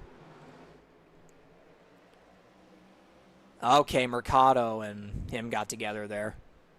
Man, oh man, at this point I wouldn't be surprised if NASCAR calls in Burn Mylander for these last couple of laps.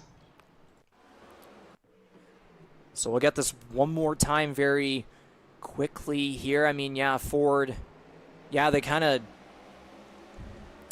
what would be the term on that high side? There's a term, I know it, but I don't. Jacked up something? I was going to say, one more look might dictate that. Because if you look at Dylan Baum, and then just, yeah, carnage. Stacked up. They stacked up, that's the term. And then Hurdle, ow. Nowhere to go for Patak. And then Hunter Young looked like he had it, but then he spins later on into turn 1. Oh, and he almost got Hurdle again. And I mean, the other thing there, the fact that it's literally right off the restart, some of those cars ahead might not have been up to speed yet. Others behind would have gotten there. Easy for that to happen. Bang, bang, bang, bang, bang, bang, bang. Yeah.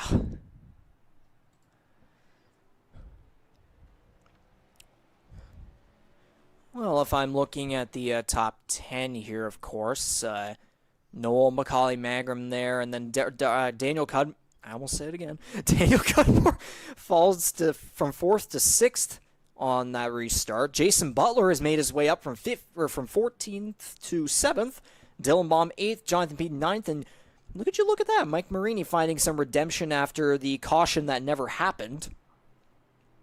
So benefiting from the cautions that have happened. Exactly.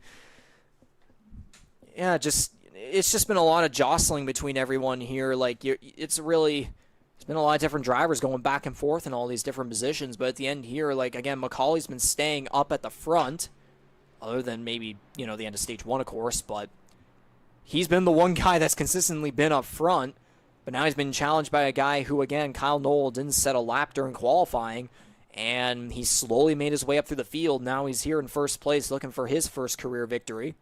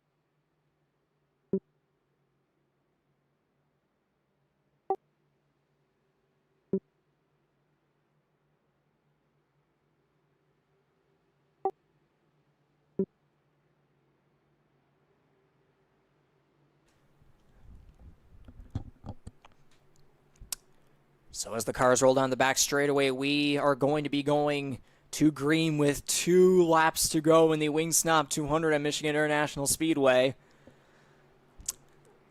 Expect about anything, I guess. I am noticing there too, actually. Noel on the inside, MacAulay on the high side. I do wonder if MacAulay might actually prevail on the high side. Because I'm going to refresh. I'm like laggy as hell here. Alrighty then, folks, here we go. Kyle Knoll gets the jump there on the restart. Green flag, 2 laps to go in the Wing Snob 200. This will be Kyle Knoll's race to lose. Again, he went on those 2 tires, although he may have pitted later to get 4 fresh. I don't know for sure, but memory's not suiting me well here tonight. But no, he's going to get there, and they're going to crash again. Coming off of turn 2. I think they might have actually all been able to keep it straight. If something happened, I think it might have been with Jason Butler, but we're still green. And Corbin MacAulay got past Kyle Knoll there on the restart, so white flag, 1 more lap to go in the Wing Snob 200 at Michigan. By the sounds of it with communications, I believe Jason Butler was quote-unquote dumped or something like that. But MacAulay leading the way through turns 1 and 2. Knoll might try to get a draft here through that middle groove to try one last chance, and Dylan Baum at a moment there, he got loose up there, and they're going to crash on the back straightaway. Multiple cars involved in that one, but we're going to stay green to try and get back here to the checkered flag. MacAulay leading the way, looking for his 4th win of the season. And coming off the final corner, the number 17 Oyster Bed Speedway Chevrolet is going to go to victory lane and win the Wing Snob 200. And that'll be Corbin MacAulay's 4th win of the season. And that'll be 4 wins in the last 5 races, including tonight. He prevails over the rookie Kyle Knoll in tonight's race. And Jordy, are you alive again?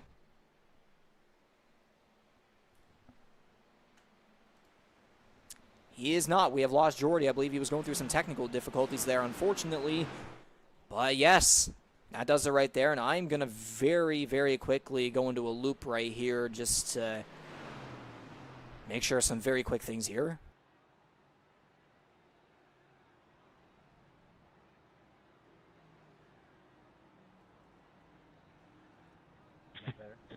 Sorry, Ty, I have no control right now. My bad, dude. I looked away for just Hey, buddy. 1 second. You're right there. My bad. It's all good. It's after the race.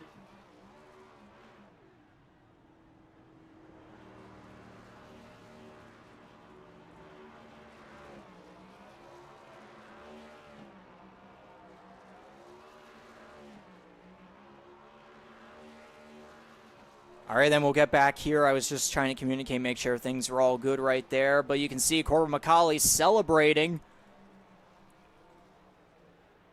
See the smoke there as he inches towards Kyle Knoll and C.D. Magram as they will get the picture right here at the start-finish line. So your top 3 finishers, of course, Corbin MacAulay getting his 4th win of the season. Kyle Knoll will go up to 2nd place after a couple of 3rd-place finishes, as he recently finished 7th at Atlanta, but now he's going to come home 2nd. And there's C.D. Magram going from 4th at Atlanta, moving 1 position up to 3rd here at Michigan. So how about that for the number 17 of Corbin MacAulay? He'll go for a little bit more smoke there. MacAulay leading 61 of 100 laps here. So how about that again? We've seen that kind of storyline here this season where, again, MacAulay's shown the dominance, but he has had to be challenged every single time. And that's what we like, because, again, we don't want to see every race where some car just starts shooting away. And MacAulay's even pointed that out, too.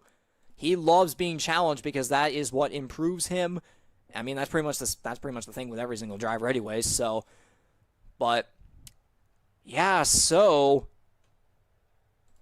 that'll do it right there. We will get a more scenic view as we will take a look at the unofficial results here, wherever they may be. There they are.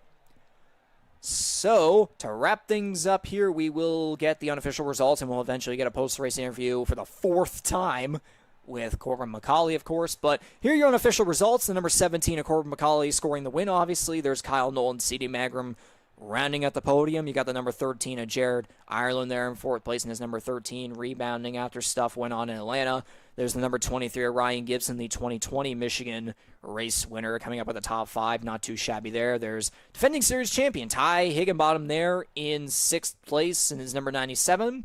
Mark Cox and Daniel Cudmore will finish 7th and 8th respectively, so those two cars will finish 2 positions in a row for a second week in a row. It's definitely not 2nd and 3rd, but it's still very solid for those two guys who, again, Mark Cox looking to stay above that playoff bubble and gain more and more points as they go, and Daniel Cudmore coming off that 3rd place finish in Atlanta, so a lot of momentum and confidence that we saw here tonight from Cox and Cudmore. The number 6 of Justin Belmonte will score 9th, and rounding out the top 10 will be the number 10 of Jason Butler, who did have, of course, that incident at the coming to the white flag. It was coming off the turn 2 there, I believe it was. Yeah, he got dumped or something like that, I heard. But again, we had that wreck there at the end.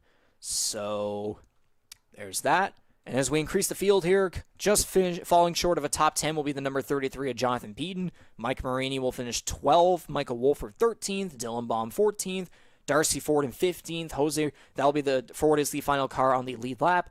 Jose Mercado, Matthew Patak, and Andy Hurdle will get 16th through 18th, respectively, all 1 lap down. Hunter Young finishes 19th, 4 laps down. And then Jonathan Moore, the only car to DNF out of this one, in 20th place, will round out the field 60 laps down.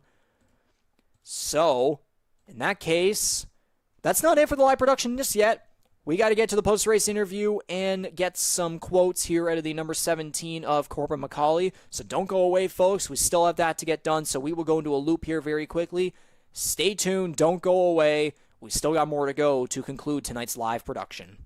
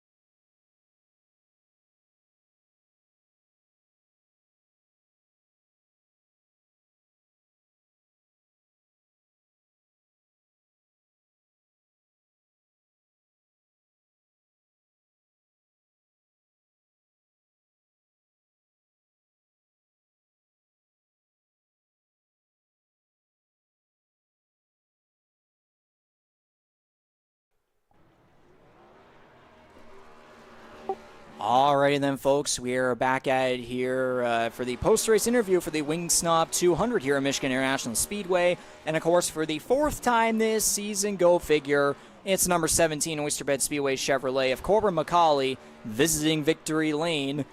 Corbin, you led 61 of 100 laps here tonight. I guess I would call that dominance in the way, but you did get challenged there late by Kyle Knowles. So, again, it's just been a case of you do have that dominance, but you still have been challenged every single time.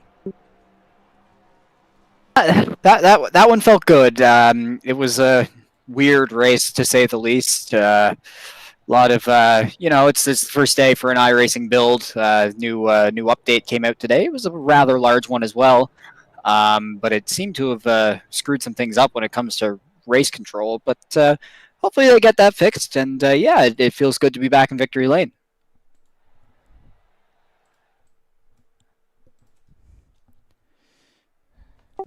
Indeed so, indeed so. And again, you continue to have that points lead, just keep extending as per usual right there.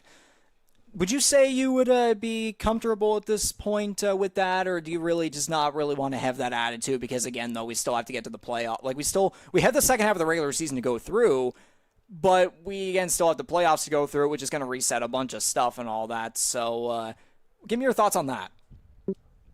Well, I have a don't give up attitude. Like, yeah, I've won 4 races, but like that doesn't mean it just ends now. Like not to mention winning races gets you playoff points, and the higher the amount of playoff points I have going into the first round would be the best, because you never know what the playoffs get crazy, and you never know if you're not going to take a win, because a win gets you to the next round automatically. But having that buffer of playoff points really helps out in the case of if you have a bad race, especially considering in our series the rounds are only 2 races per round instead of 3 like in real life Cup Series. But I mean, it's I'm going to Victory Lane is something I want to do every week. I mean, every driver wants to. No driver says, I'm good with a 5th place. I'm good with 2nd. There's no such thing for a race car driver to say that, but no, it was a fun race. Michigan is one of my favorite tracks, and honest to God, the car felt a lot easier than I thought it would. There were a couple moments where it got loose on me, but other than that, the car was really good. It felt good. It got a little tight at the end of the runs, but that was just because I was kind of using up my right front, trying to hold off Noel, which Noel had an amazing race. I mean, he started right in the back, made his way up to the front. That was a really good effort by him, and no, it was fun. Yeah, and you had that 2-tire call, and we were up here in the booth wondering if that would end up prevailing, because he was about 3 seconds ahead of you there. But then, no, of course, we just had to have a caution as soon as we were talking about that. And yeah, I was going to ask you about how your race went there, but you pretty much just described it right there. But I guess to conclude this, we're going to Charlotte next, man. We're going to I guess a marathon is I guess what we'll call it. It's basically half of the real life Coke 600. So tell me how it feels, and what you expect, and what you hope to do whenever we come to the point where we're probably going to be taking like hours on the next Tuesday night. Well, I have 2 sides of it. The one side is I absolutely love Charlotte. Charlotte is one of my favorite tracks. It's obviously Charlotte is like whenever you start the iRacing game, Charlotte is the first 1.5 miles that you ever race on, and it's held a special place with me, and Charlotte's one of my favorite tracks, so I'm really excited in that aspect. I think it'll be a really good race. Charlotte is a multi-groove race. You could literally use any lane on that racetrack, and you'll gain ground. So the racing is bound to be really, really good, as long as the cautions don't keep coming out like they did tonight. But on the other hand, it is a really, really long race. I mean, like 200 laps. It's a decent amount. Obviously, it's not as much as 400 in real life, but those guys are nuts that they do it for 400 laps. But yeah, we have the 200 lapper coming up, and I'm excited for it. It'll be a good test of endurance for all the drivers out here in this series. But it'll be a good show, I think. Yeah, for sure. Again, we thought it was going to be all clean everything after stage 1, because that was pretty solid, and then everything just kind of blew up in our faces right there. And again, as per the usual. Yeah, basically. Yeah, that was one thing I forgot to mention there, too. Again, your first time driving the new Oysterbed Speedway scheme right there, including the Super Late Model Series on the quarter panels, and then you still do have Holland College represented there, of course. Again, first race of the new scheme. It's in Victory Lane. Hey, you know what? 1-for-1. We're 100% win rate right now with the Oysterbed Speedway car, and that'd be pretty cool to keep it that way. Of course, I have to be wearing the SLMS official shirt that I've got, so yeah, representation all over the places. Everything comes full circle there. But of course, wait, hold on. I got to do a little bit of They don't actually sponsor me. I am not being paid to have this on my car, but I will advertise them anyways. This coming weekend, what's the date? I think it's June. Is it June 10th, 11th? Yeah, That's the 10th. Okay. Yeah. June 10th, 6 p.m., Oysterbed Speedway in Oysterbed Bridge, Prince Edward Island. It's a big night of racing. We have a big feature, super late models. They first time they're at the racetrack this year. It is not affiliated with the series. It is a invitational race for anyone across Atlantic Canada to come and join. $1,000 to win. Tickets are $20 a person. Kids some age, I forget what age it is, get in free. 8 to 15 is there you go. Yeah, you know. And then 7 and under is free. Yeah, you know it. You know it well. $25 into the pits. Yes, exactly. And if you happen to come out to the racetrack, take a gander up to the scoring tower, and you'll see me up there pressing some buttons. And then I'll be walking literally everywhere. Yeah, exactly. Oh, and don't forget Super Late Model Series, June 17th. Yeah, that's happening too. And they'll be coming over as well. But of course, yeah, representing who you work with, and again, the college you'll be going back to here next fall, of course, and then just support for the Super Late Model Series as well. But that'll do it for this post-race interview here with the number 17 Chevrolet of Corbin MacAulay getting his 4th victory of the season. That'll be 4 wins in 5 races for you, buddy. So congratulations. Go celebrate it well. Safe and smart, too. I guess I'll put it that way, too, as well. But, yeah, once again, congratulations, and we'll see you for an endurance challenge at Charlotte Motor Speedway next week. Let's go! Woo! Actually, I probably should not have said woo. That was very biased. Am I still on the broadcast? Yeah. Oh, okay.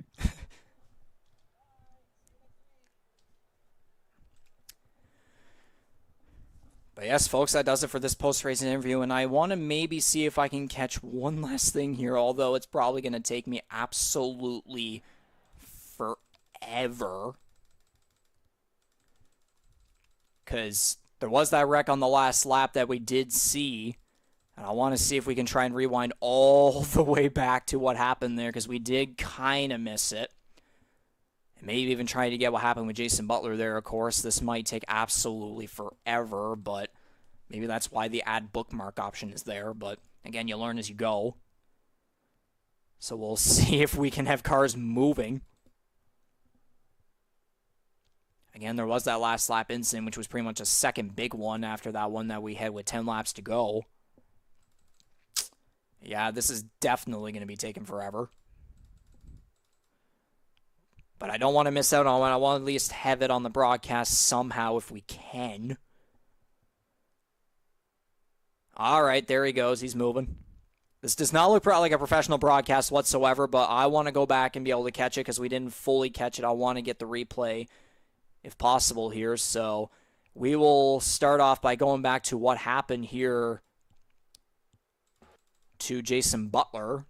I believe it was him that had something happen. So, of course, they're coming through. Yeah, contact with Peden sends Butler not fully around, but he was practically dumped. And then Mike Marini had something happen there, and he's able to save the car. Another good save right there, of course. And then if we go all the way forward, then we're going to catch some absolute carnage in some capacity.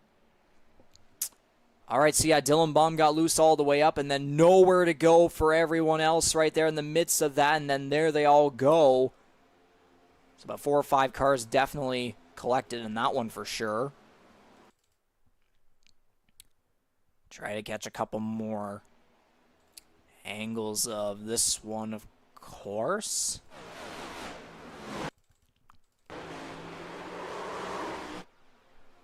There's the static TV angle that we got right here.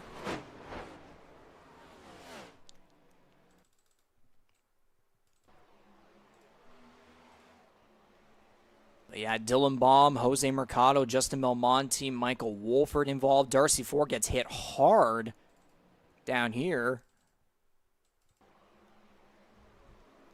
Yeah, Wolford, and then it deflects him almost into Cox, though. Very close call right there. We'll get another view of that one here just to see how close that might have been for him. Oh, my goodness.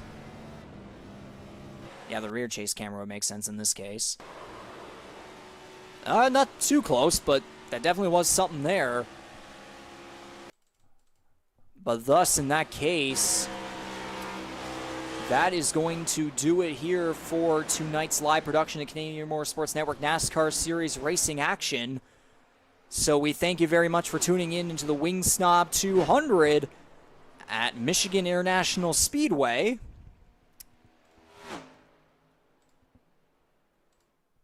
And we will just go right back to live there, of course. But yes, next week, next Tuesday night, it will be, if I look at my schedule here, it is going to be the World 300 on June 13th at Charlotte Motor Speedway. It is going to be basically an endurance challenge right there. It is basically half of the Coke 600, the real life Coke 600. So with all that being said and done, we will see you then for the World 300. That does it for the Canadian Motorsports Network here tonight. On behalf of me, Regan McCauley here, the main play-by-play guy here in the commentary booth, color commentator Jordy Kerher, series founder, network founder Daniel Cudmore, the rest of the staff, and all the drivers here at the network. Thank you very much for watching and listening to this live production. We will see you next week at Charlotte Motor Speedway. Cheers, and have a good one.